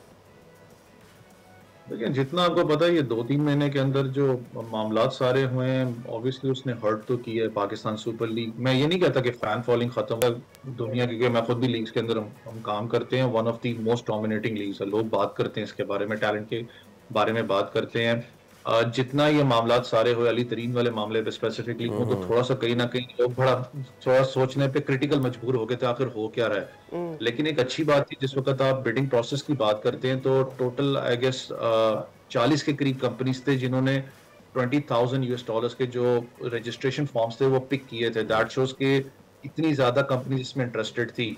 अब मुझे आज भी एक फील होता है, अगर थोड़ा सा स्टडी इस मॉडल को करें, जो लेटेस्ट मॉडल इस वक्त आ रहा है, तो पाकिस्तान क्रिकेट बोर्ड की पूरी कोशिश है, PSL मैनेजमेंट की भी, कि कोई इंटरनेशनल बिडर्स को हम पकड़ें, जिसमें US है, चाहे ऑस्ट्रेलिया, को पता न्यूज आ रही थी कि शायद वहां से भी कुछ बिडर्स होंगे।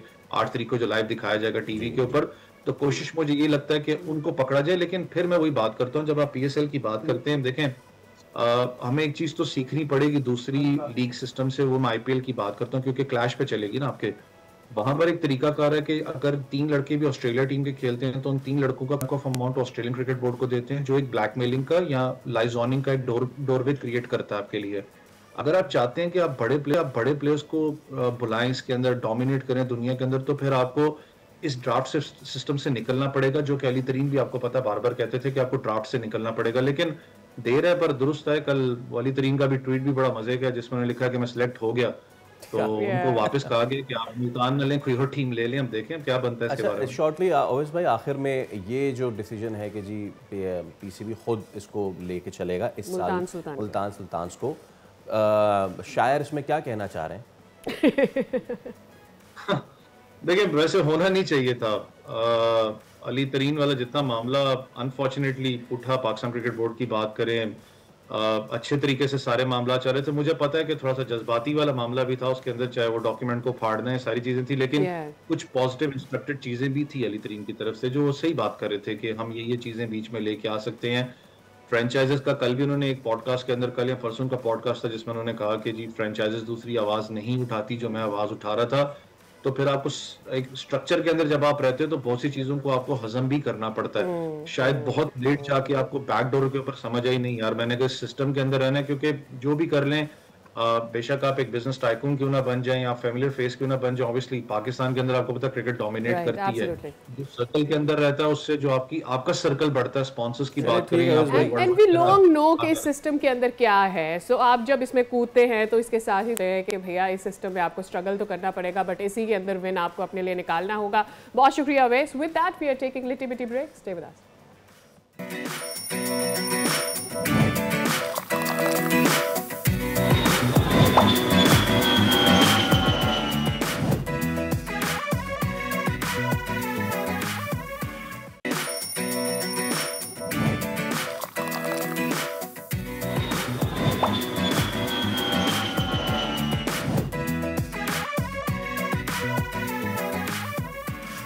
दुनिया बुल है में आपको कहते हैं एक बार फिर खुशामदीद। उम्मीद करते हैं कि आपकी सुबह का आगाज़ अच्छा हुआ होगा। हमारे साथ जुड़े रहने के लिए आपका बहुत बहुत शुक्रिया। और चूँकि हफ्ते का पहला दिन है तो लेट्स टॉक अबाउट कि इस वक्त स्टॉक मार्केट में क्या सिचुएशन है। पाकिस्तान स्टॉक एक्सचेंज में कारोबार के दौरान ज़बरदस्त तेज़ी देखी गई है, जहां मार्केट ने नई तारीखी बुलंदी को छुआ है और ट्रेडिंग के दौरान 100 इंडेक्स में 2000 से ज़ायद पॉइंट्स का इजाफा रिकॉर्ड किया गया है और इंडेक्स 1,73,000 और 1,74,000 की सतह अबूर कर गया है। कफील अहमद हमारे नुमाइंदे हमारे साथ मौजूद हैं। कफील, हाँ, कारोबारी हफ्ते का पहला दिन है, बट ये भी हमें देखना है कि ये साल का आखिरी वीक है, तो पूरे साल बड़ी ज़बरदस्त परफॉर्मेंस रही और एक बार फिर मार्केट का अच्छा आगाज़ हुआ है। जी, मार्केट की अगर हम ओवरऑल बात करें तो मार्केट जो सेंटीमेंट है वो तो ओवरऑल पूरे साल 2025 के अंदर बेहतर है। अगर हम आज की बात कर लें, मार्केट में कारोबार का जो बिगिनिंग हुई थी वो मस्बत नोट पर हुई थी और अभी 2011 पॉइंट्स का इजाफा मार्केट में रिकॉर्ड किया गया, जिसके बाद 1,73,000 और 1,74,000 का मार्केट ने अगर हम बात करें बुलंद तरीन जो इस वक्त लेवल है वो मार्केट ने अबूर किए। और जो करंट इंडेक्स है वो 1,678 पॉइंट का इजाफा मार्केट में और 1,74,089 पॉइंट का मार्केट जो है वो ट्रेड करी। तो ओवरऑल जो है वो ऑयल एंड गैस सेक्टर है, ऑटो सेक्टर और बैंकिंग सेक्टर है सब जो मार्केट को जो है वो लीड कर रहे हैं।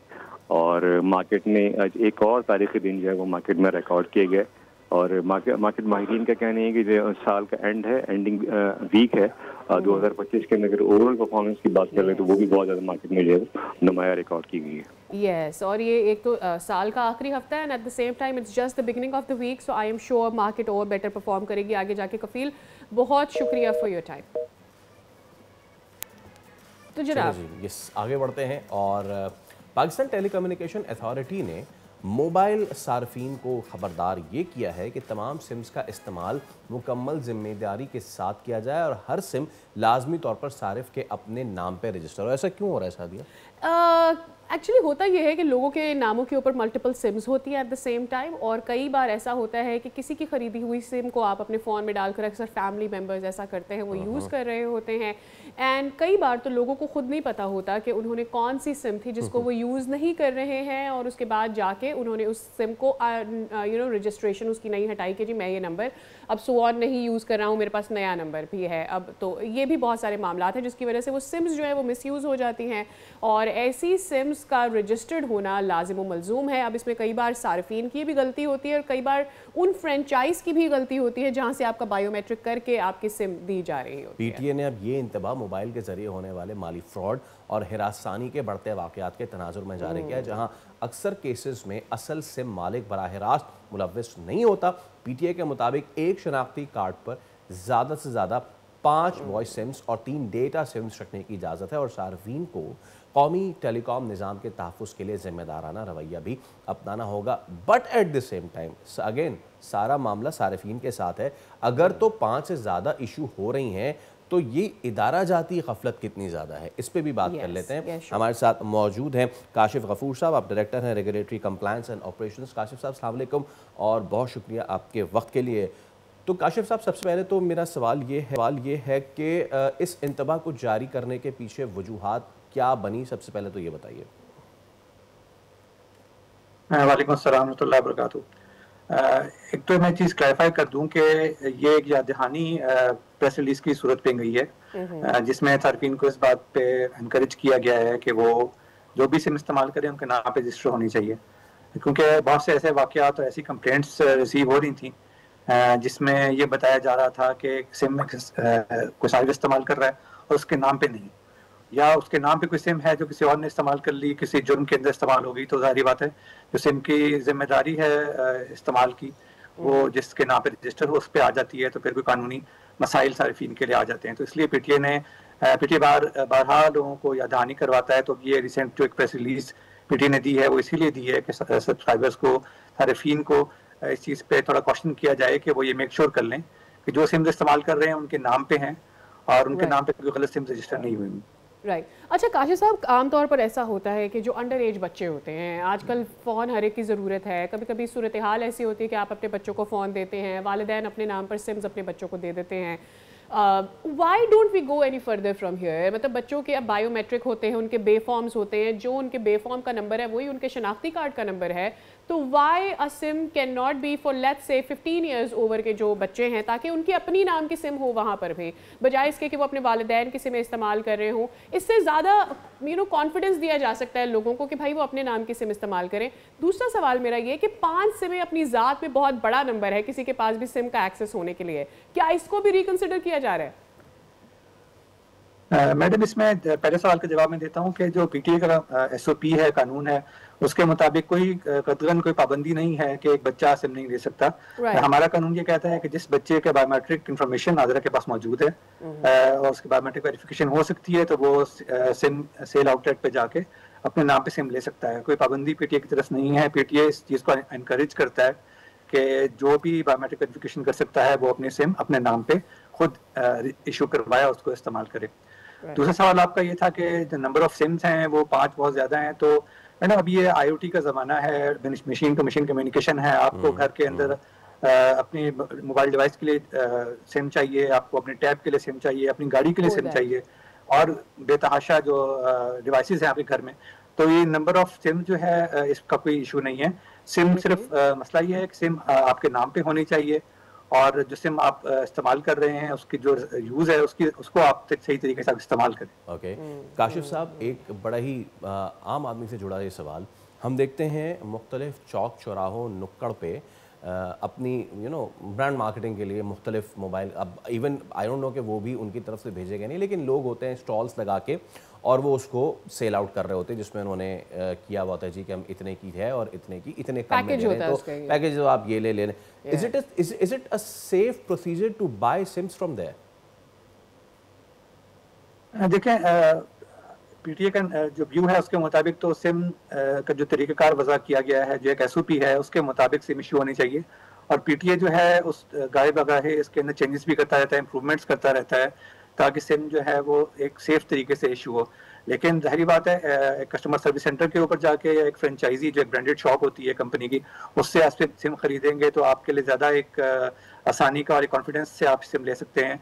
इन चौराहों पे जाके नॉर्मली हमसे अप्रूवल लेके इस किस्म की एक्टिविटी कर रहे होते हैं। अगर अप्रूवल के बगैर कर रहे हैं तो वो भी ज़ाहिर बात है गैर कानूनी है। तो एक सारिफ के लिए बेहतर यही है कि वो कस्टमर सर्विस सेंटर पे जाके या फ्रेंचाइजी पे जाके जो ब्रांडेड शॉप है वहाँ पे अगर सिम खरीदे तो एक ज़्यादा मुनासिब जो है सब्सक्राइबर के लिए रवैया हो सकता है। राइट, अब ये बताइएगा कि पीटीए क्या कर रहा है? मतलब वो लोग जो किसी की सिम इस्तेमाल कर रहे हैं, लोगों के साथ फ्रॉड कर रहे हैं, क्या इकदाम उठाए जा रहे हैं? ख़ास तौर पर व्हाट्सएप के ज़रिए या ई-कॉमर्स के थ्रू हम देख रहे हैं बिजनेसेस में लोगों को हो रहा होता है, जाली बिजनेस खोल के लोग बैठे हैं, नुकसान करते हैं, बाद में उनके नाम पे सिम भी नहीं होती। What is PTA doing for that?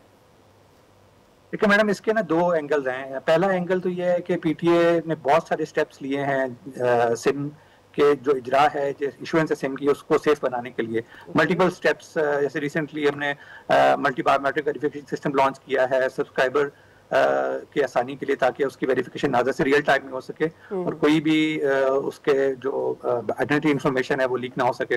दूसरा ये है कि जो सिम को बेचने वाले हैं उनको उनके भी जो रेगुलेशन है उनको सख्त किया गया है।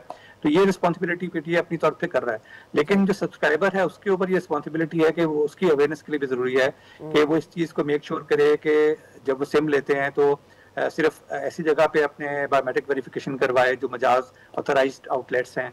इसके अलावा वो गाहे बगाहे अपने नाम पे, अपने शनाख्ती कार्ड पे चेक करते रहें, क्योंकि ऐसी सिम तो इशू नहीं होगी जो इशू ना करवाई गई हो।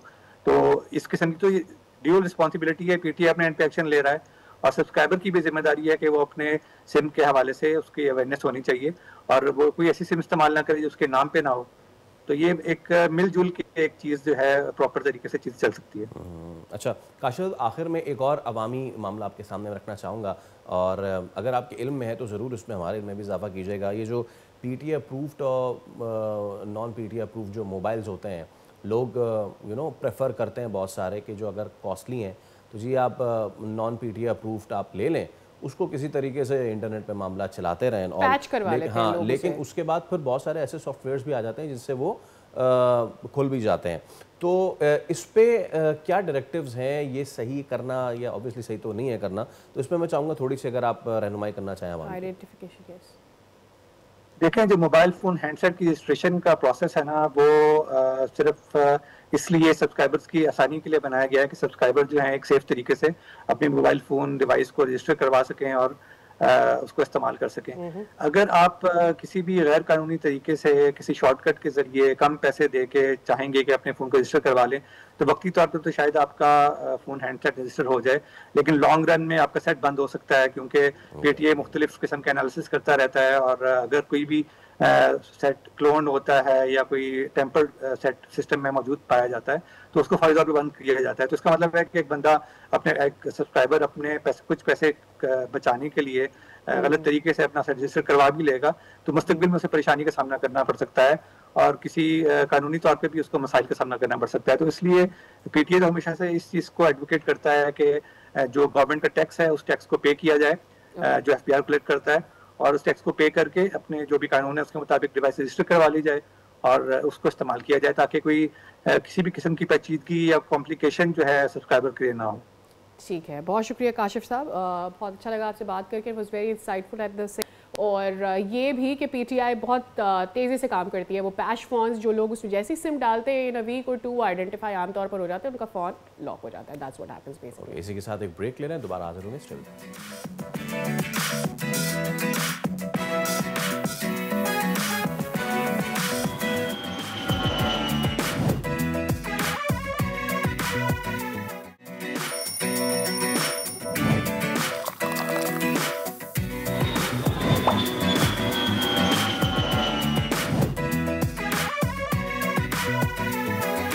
Welcome back again. और अब बात कर लेते हैं ज़रा माउंट एटना के हवाले से। यूरोप का सबसे बड़ा आतिशफशा कहलाने वाला माउंट एटना एक दफ़ा फिर से एरप्ट हो रहा है और गैसेस हैं, धुएं हैं, राख के बादलों के साथ स्कीयर्स ने जो क्रिसमस की छुट्टियां हैं वो वहाँ पर गुजारी हैं, और स्कीयर्स जो हैं सारे ख़तरात के बावजूद यहाँ पर आते हैं, बिकॉज उनके मुताबिक ये जगह जो है बहुत ही खूबसूरत लगती है जब यहाँ पर आतिशफशा इरप्ट हो रहा होता है। And this is the second time in a year. I remember जुलाई में भी ह्यूज इरप्शन यहाँ से हुई थी और हंड्रेड्स ऑफ माइल्स यहाँ से धुआं जो है ट्रांसफ़र हो रहा था, और कई तो फ्लाइट्स भी इसकी वजह से कैंसिल कर दी गई थी द लास्ट टाइम। अच्छा, अब इटली के महकमा शहरी तहफ़्फ़ुज़ ने सरगर्मी के मुमकिन तेज़ी से बढ़ने की वजह से माउंट एटना के लिए अलर्ट को जो है वो येलो कर दिया है, और इसके बावजूद लोग आतिशफशा राख के बादलों को करीब से देखने के लिए जो है कोपेमाई के दिन से लुत्फ़अंदोज़ होने का मौका ज़ाहिर नहीं देते। यहाँ पर सिर्फ स्कीइंग नहीं बल्कि बाज़ाब्ता से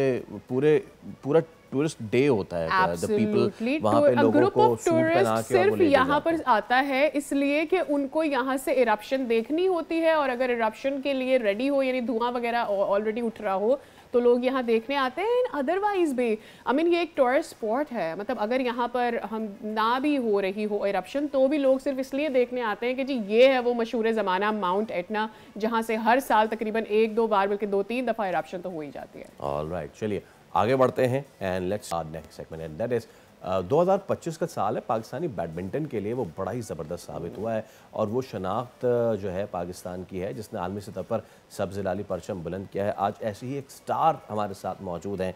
like Sadia, I ever interviewed her when she was not married. Then I interviewed her when she got married. Then जब उनकी बेबी थी, मुझे अच्छी तरह याद है, हमने यहीं पे बैठ के उनकी बेबी उनकी गोद में थी और हम उनका इंटरव्यू कर रहे थे। And again she is over here today. Mahoor is with अस।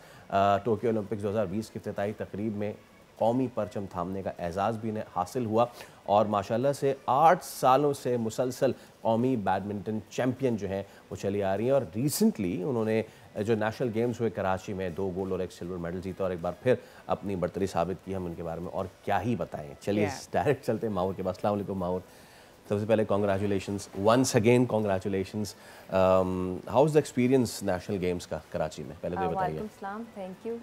बहुत अच्छा एक्सपीरियंस था। जाहिर सी बात है कराची है जहाँ पे मैं पली भरी हूँ और वहाँ पे मैचेस खेलने का मौका मिला। कराची का क्राउड भी काफ़ी अच्छा था।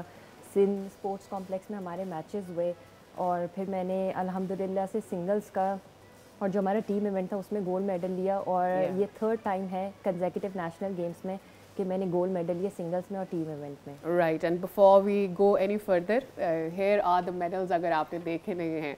सो these are the medals that are shining on the table, the 3 of them with us today. अच्छा माहूर, मुझे ये बताएं, हाँ सिंस अब आप हमें ऑफ द रिकॉर्ड भी बता रही थी your Karachi experience and then your Rawalpindi experience and then the other part of Pakistan experiences, मुझे ये बताएं कि अगर हम प्रोविंस वाइज देखें गेम कितना फ्लरिश कर रहा है, सिर्फ अगर हम बैडमिंटन की बात करते हैं, और उसके पीछे क्या वजह, मतलब अगर कहीं पर बहुत अच्छा हो रहा है तो वो क्यों अच्छा हो रहा है, क्या उसके लिए एकदम हाथ उठाए जा रहे हैं? मेरे ख्याल से जो इस वक्त अगर हम देखा जाए ना कि यंग बच्चे किस प्रोविंस से निकल रहे हैं तो वो ज़्यादातर KPK से निकल रहे हैं और पंजाब से निकल रहे हैं, क्योंकि उन यंग बच्चों के ऊपर काम हो रहा है, एकेडमीज़ वहाँ पे बनी हुई है और वहाँ पे प्लेयर्स को ट्रेन किया जा रहा है। तो अभी भी जैसे नेशनल जूनियर चैम्पियनशिप जीत रही है तो ज़्यादातर जो प्लेयर्स सेमीफाइनल और फाइनल्स में पहुँचे हैं वो KPK के प्लेयर्स हैं।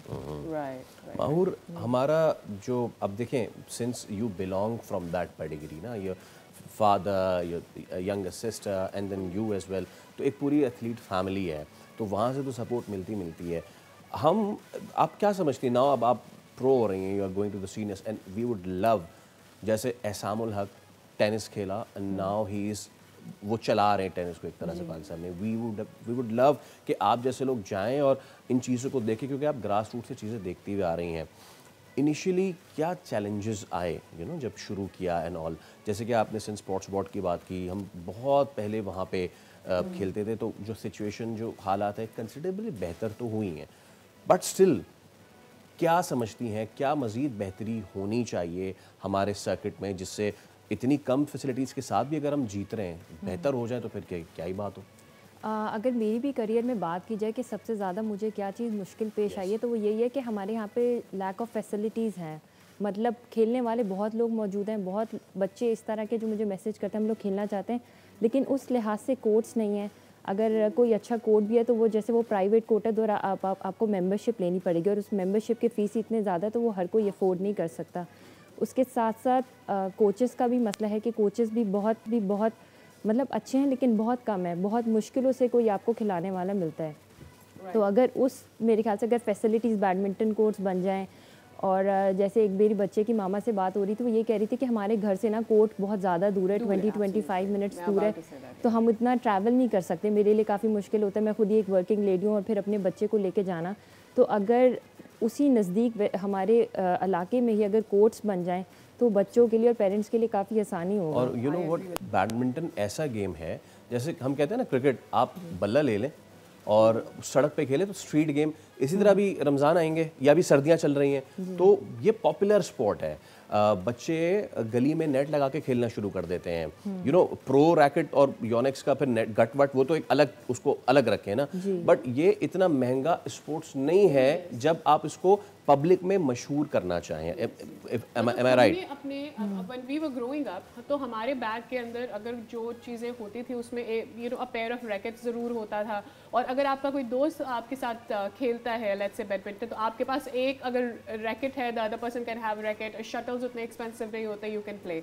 The whole thing that you need is because आपको विंड नहीं चाहिए होता, जहाँ भी आपको हवा कम मिलेगी आप खेल सकते हैं। लेकिन with the span of time have you felt कि बैडमिंटन का रुझान भी कम हुआ है? इज इट बिकॉज हमारे पास कोई और स्पोर्ट आ गई है खेलने के लिए, या ये कि अब वही वाली वजह है कि कराची इतना बड़ा है, सिर्फ अगर कराची की बात करें तो एक इलाका दूसरे इलाके से बहुत दूर है, कोर्ट्स इतनी दूर होते हैं कि आप कम्यूनिटी करते कई घंटे आपके गुजर जाते हैं, right? So what exactly the reason कि ये डिप्राइव हुआ स्पोर्ट लोकल लेवल पे, लेकिन लोग पहले तो घरों में भी खेल लेते थे बैडमिंटन। आई डिसएग्री इस पे, बट यस ओके।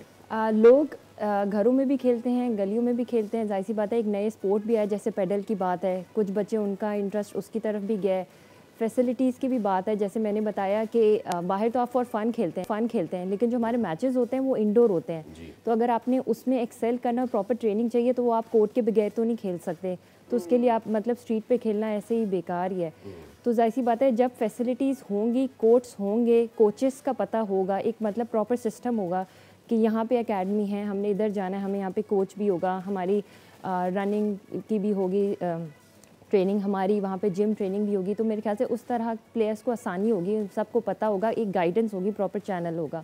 और अगर हम ग्रास रूट लेवल से बात की जाए तो अगर स्कूल्स में अगर हम बैडमिंटन जो है इंट्रोड्यूस कराना शुरू करें, जैसे मैं डेनमार्क में गई थी ट्रेनिंग के लिए, तो वहाँ पे या 1 या 2 क्लास के बच्चे भी ना उधर उसी जहाँ पे हम लोग ट्रेन करते थे वहाँ पे उधर बैडमिंटन आते थे, उनको वहाँ पे सिखाया जाता था। तो ये काफ़ी छोटी एज होती है जिसमें बच्चे के अंदर इंटरेस्ट डेवलप करना पड़ता है। 6 और 7 साल के बिल्कुल ऐसे ही, तो वो लोग तो इसी छोटी एज से ही खिलाना शुरू करते हैं। तो जब उसमें आप बच्चे को खिलाएंगे, उनका इंटरेस्ट डेवलप होगा, तो फिर तभी वो आगे जाके उसको कंटिन्यू रखेंगे। आखिर में मालूम 2025 कैसा रहा, 2026 के क्या प्लान्स हैं?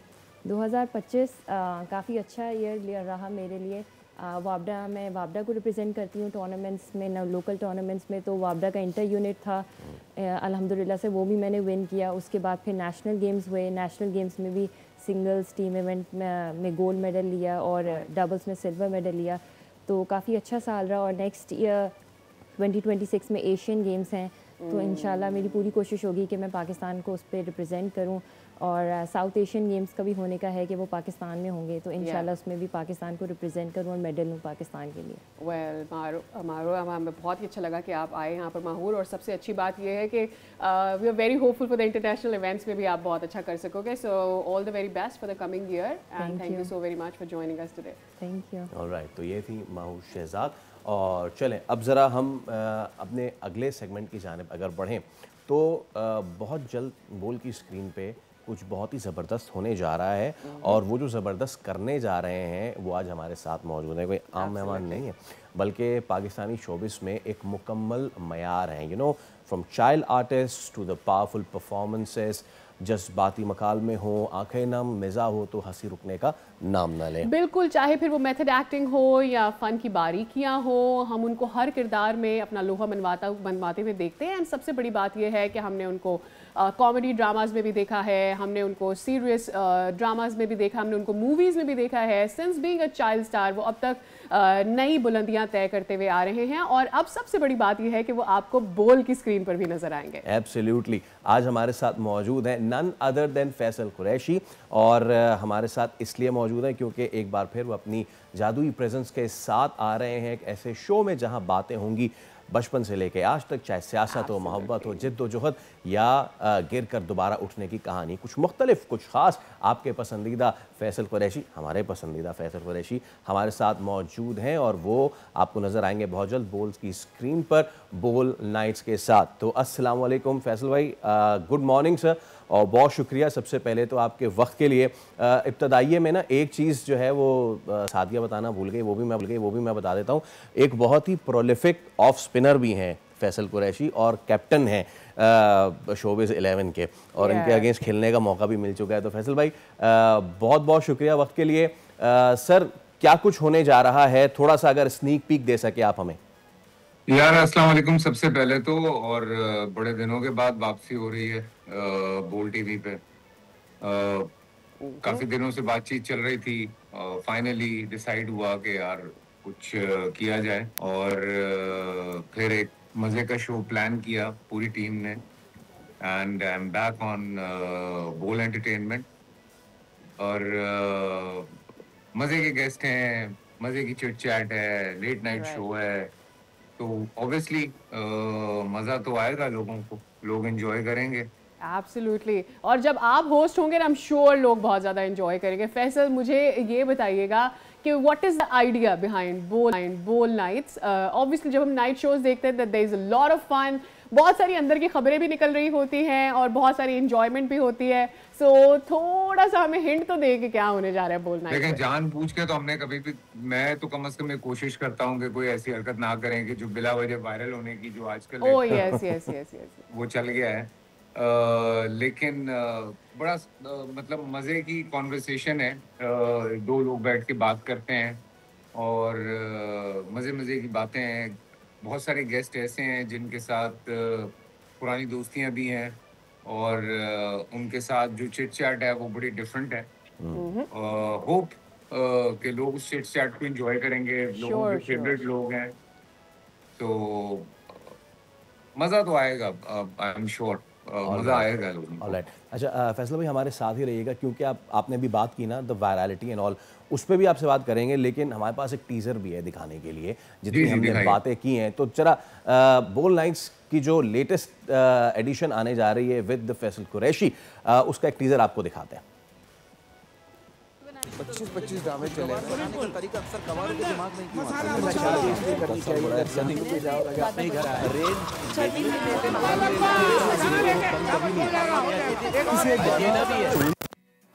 वही पुराने शोज, वही रिपीटेड कंटेंट। मैं हूं फैसल कुरैशी और अनकरीब आप होने वाले हैं फैसलाइज्ड। पूछेंगे नहीं कैसे? क्योंकि अब यहाँ पे होंगी कुछ प्यार भरी बातें, बचपने की यादें, हल्की हल्की तकरार और थोड़ी सी पॉलिटिक्स भी, क्योंकि मैं लेकर आ रहा हूं आपके लिए एक नए अंदाज में Bol nights with Faisal Qureshi, only on Bol entertainment.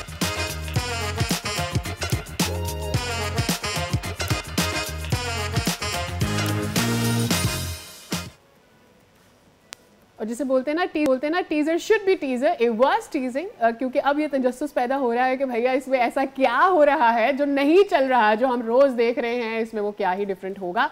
और वो जो डिफरेंट होगा फैसल मुझे बताएं वो कब से हमारी स्क्रीन पर होगा?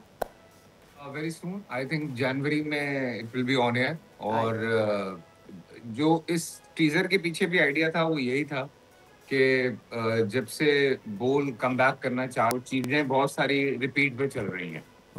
तो अब दे आर ट्राइंग, उनकी टीम पूरी कोशिश कर रही है कि कुछ नई चीजें सामने लेके आई जाएं, कुछ नए शोज, कुछ नए ड्रामे, कुछ नए प्रोग्राम्स, ताकि जो बोल की ऑडियंस है उनको वापस लाया जाए, बोल एंटरटेनमेंट की ऑडियंस को, और अलग अलग तरह के शोज हों, नई चीज़ें हों, ताकि लोग फिर से बोल के साथ कनेक्ट करें।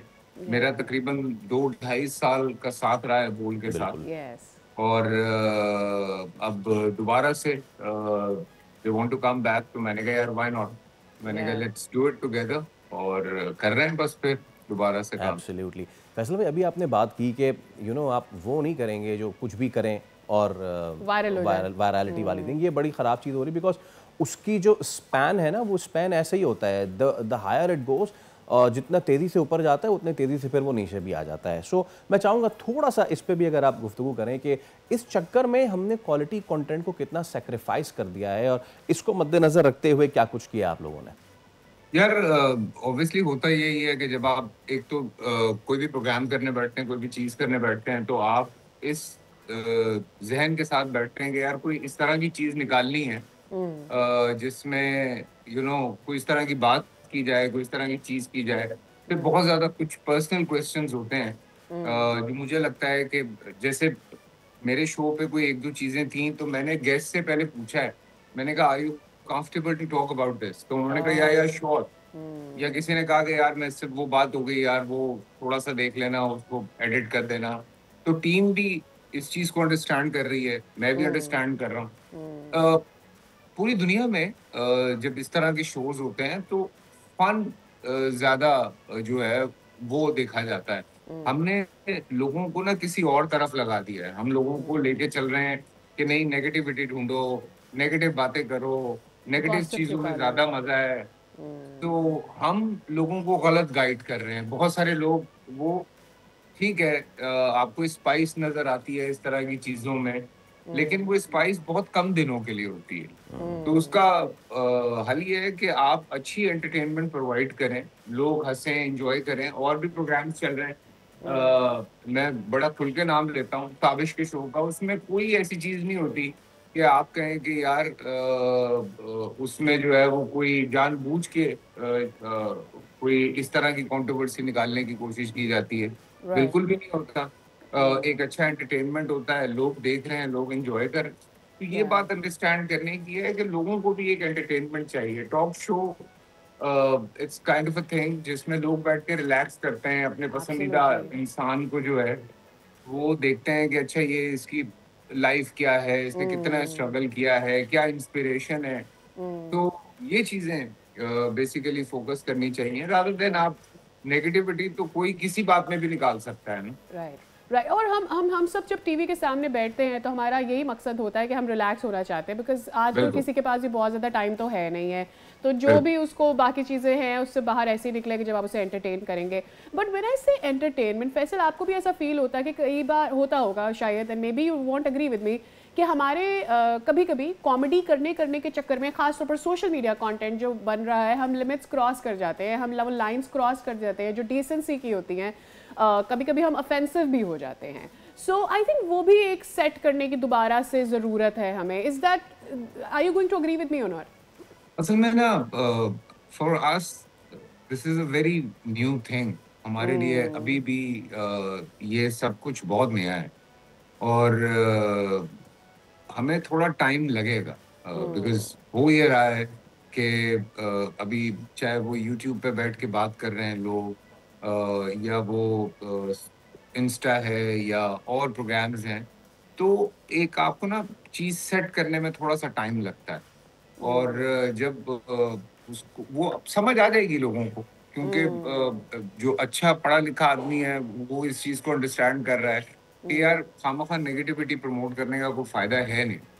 तो Aahista Aahista people will learn कि नहीं यार हमें नेगेटिविटी को दूर करके आपको एंटरटेनमेंट प्रोवाइड करनी है। और लोग बिला वजह ज्यादा उसमें अपना, एक तो देखें आप दुनिया अपना दिन तो खराब करते ही हैं नेगेटिविटी में, खामखा लोगों से जेलस होके उनके बारे में बुराइयां करके उनके बारे में उल्टी सीधी बातें करके आप दुनिया भी खराब कर रहे हैं, दीन भी खराब कर रहे हैं।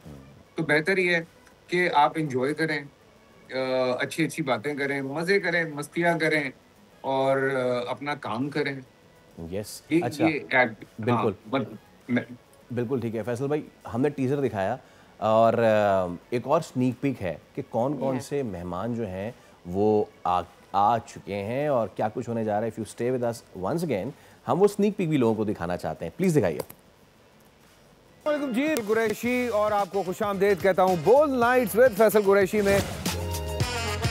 यहाँ पे होंगी कुछ प्यार भरी बातें, बचपने की यादें, हल्की हल्की तकरार और थोड़ी सी पॉलिटिक्स भी, क्योंकि मैं लेकर आ रहा आपके लिए एक नए अंदाज में bold nights with Faisal Qureshi, only on Bol entertainment. That's a set of ज़बरदस्त पीपल। जैसा कि हमारे टीज़र में भी था कि मौज मस्ती होगी, यासिर हुसैन भी होंगे और थोड़ी सी सियासत भी, उसमें फारूक भाई भी शामिल हो गए। फैसल भाई, यू नो एक्सपेक्टेशंस ऑब्वियसली हमेशा से बहुत ज़्यादा होती हैं, but when you are in the limelight, जब भी आप होते हैं तो वो माशाल्लाह से ना सिर्फ एक्सपेक्टेशंस पूरी होती हैं बल्कि उससे सुपरसीड भी करते हैं।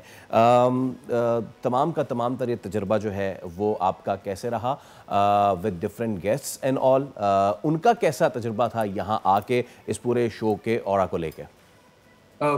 जितने भी गेस्ट आए, एक तो सबसे मैंने पहले भी बताया कि बातचीत बहुत अच्छी है, कुछ से दोस्तियाँ बहुत ज़्यादा हैं और हमारी यही कोशिश रही कि मज़े मज़े की बातें करें।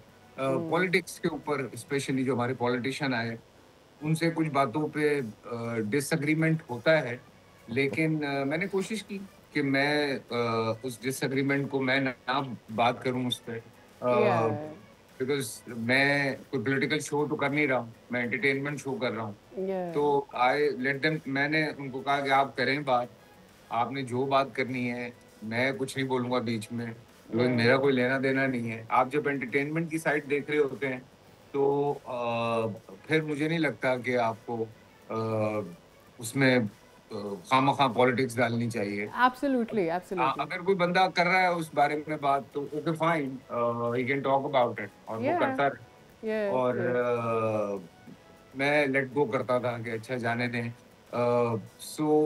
लेकिन जो एंटरटेनमेंट के लोग हैं ऑब्वियसली उनके साथ आपका एक अलग हिसाब किताब होता है। तो हमने कुछ और मस्तियाँ भी की, बातें भी की। बड़े खूबसूरत आपको इसमें लोग मिलेंगे जिनकी अलग अलग तरह की बातें हैं। तो आई होप बचपने से लेके उनके कामयाबी के सफर तक अगर किसी को कोई एक इंस्पिरेशन भी मिल जाती है हंसी मजाक में भी, तो मेरे ख्याल से मकसद कामयाब हो जाता है। एंड एब्सोल्युटली आप बिल्कुल ठीक कह रहे हैं। और मुझे ऐसा लग रहा है कि आपकी अपनी जो पर्सनालिटी है वो एक बहुत लाइट और बहुत नेचुरल एंड बहुत लुकिंग फॉरवर्ड पर्सनालिटी है, वो रिफ्लेक्ट करते हैं। आई एम श्योर वो गेस्ट भी जब उसको कैच करते हैं तो they become comfortable with you. मुझे ये बताइएगा कि ये जो हम पॉलिटिशियंस को जब हम इंटरव्यू कर रहे होते हैं, ऑब्वियसली हम इसलिए कर रहे होते हैं there is a lot of news, have you been able to see the funny side of theirs? Because कुछ politicians वाकई बहुत funny होते हैं, उनकी बातों में बड़ा मजाक भी होता है। आपने एक्सपीरियंस किया? हाँ बिल्कुल, खास तौर से फारूक भाई के साथ जब मेरा प्रोग्राम था, फारूक सत्तार साहब के साथ, तो he is actually very witty और वो बड़ी मजे की बातें कर रहे थे। और उन्होंने 2-3 जुमले टिकाए मुझे। मैं हंस रहा था, मैंने कहा अच्छा ठीक है। वो कहते भाई मुझे तो डर लग रहा है, तू ड्रामे में जो सबा कमर के साथ कर रहा है वो कहीं मेरे साथ ना कर दे। यार इस तरह की बातें मत करे यार। तो लेकिन मुझे पता है हैरत ही हो रही थी कि एक तो सारे पॉलिटिशियन ड्रामे देख रहे हैं और बड़ा एंजॉय कर रहे हैं हमारे ड्रामों को। और अब एक मेरे ख्याल से टाइम है जिसमें हम बड़ा फायदा उठाना चाहिए फ्रॉम सोशल मीडिया टू हमारी जो स्ट्रीमलाइन मीडिया है उसके थ्रू के बात अब आगे पहुंचाई जा सकती है और बड़े बेहतर तरीके से पहुंचाई जा सकती है, बिना लड़े, बिना एक दूसरे को गालियां दिए, एक दूसरे पे इल्जाम लगाए। हम बहुत सारी चीजें सॉर्ट आउट कर सकते हैं। तो वो चाहे मजाक हो, मस्ती हो या हल्की फुल्के तरीके से आप कोई एक सवाल कर लेते हैं। जैसे इस वक्त हम सबका जो कंसर्न है, जो कराची में रहते हैं, उनका कंसर्न यही है कि भाई कराची की सूरत हाल कब बेहतर होगी।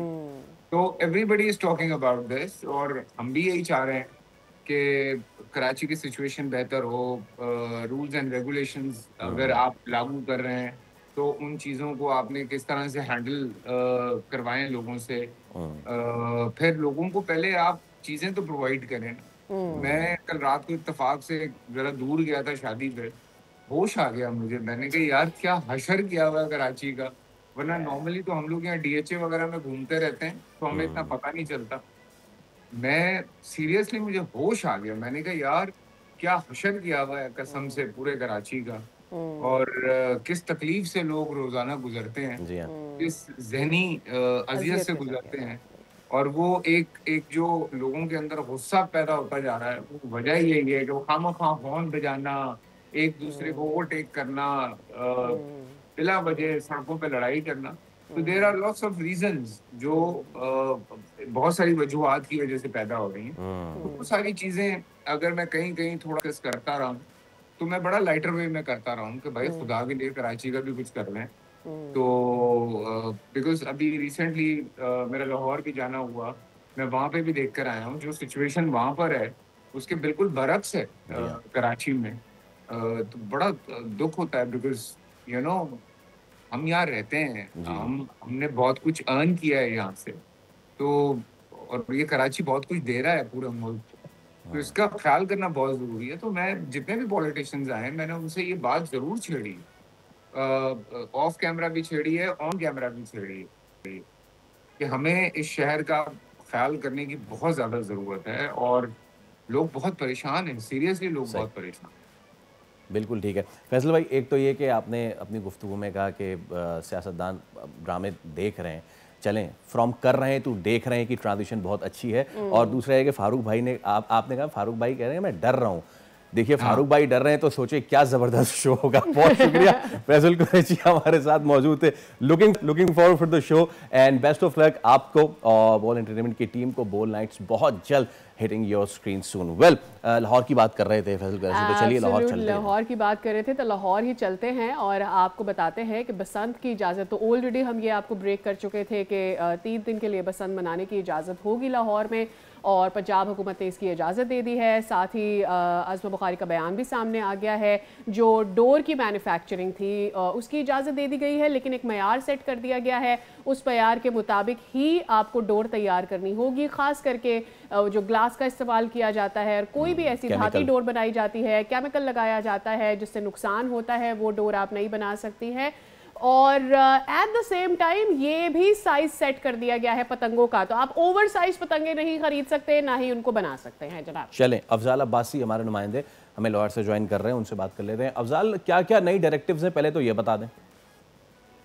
जी फैसल, बिल्कुल बसंत के हवाले से जो है वो तैयारियां लाहौर में ज़ोरों शोर से जारी हैं और पंजाब हुकूमत की सरपरस्ती में जो है इस त्यौहार को मनाने के लिए तैयारियां जारी हैं। और सूबाई वज़ीर इत्तलात व नशरियात जो आज़मा बुखारी हैं, उन्होंने अपना एक वीडियो पैगाम जारी किया है जिसमें उन्होंने कहा है कि गुड्डे, पतंगे और डोर बनाने के लिए मैन्युफैक्चरर्स को जो है वो इजाज़त दे दी गई है और गुड्डों का जो साइज़ है वो बता दिया गया है। गुड्डा जो होगा वो 30 जो है इंच का होगा और पतंग जो है वो 40 इंच की होगी। गुड्डा 30 इंच से ज्यादा बनाने की इजाजत नहीं होगी मैन्युफैक्चरर्स को।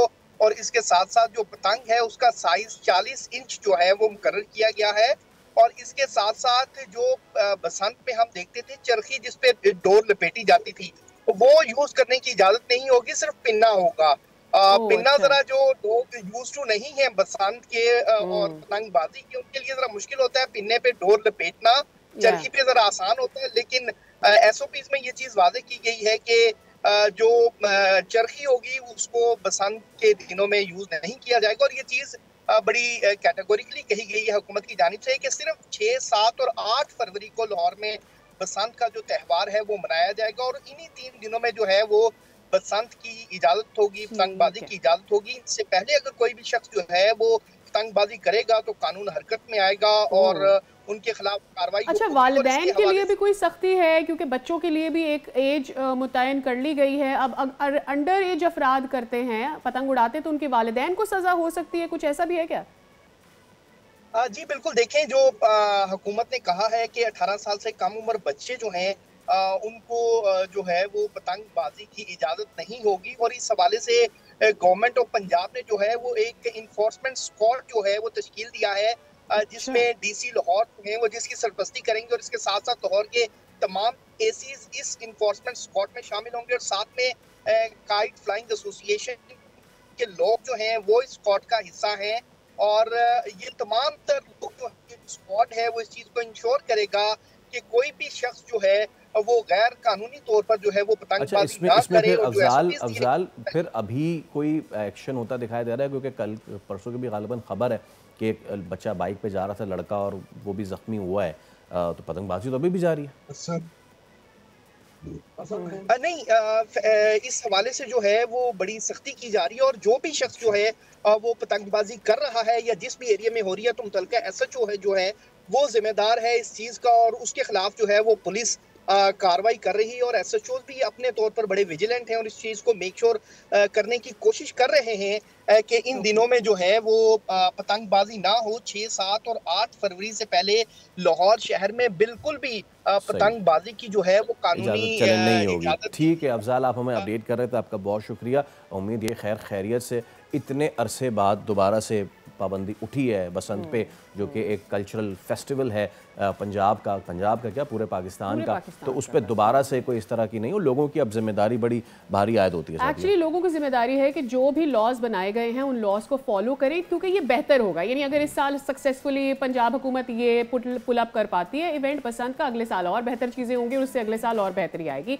वेल, हम उम्मीद करते हैं अच्छी बसंत हो और हम ये भी उम्मीद करते हैं कि आपका सारा दिन बड़ा अच्छा गुजरे। इसके साथ ही हमारे शो का वक्त हो गया ख़त्म। मुलाकात होगी आपसे कल। सी यू टुमारो, बाय।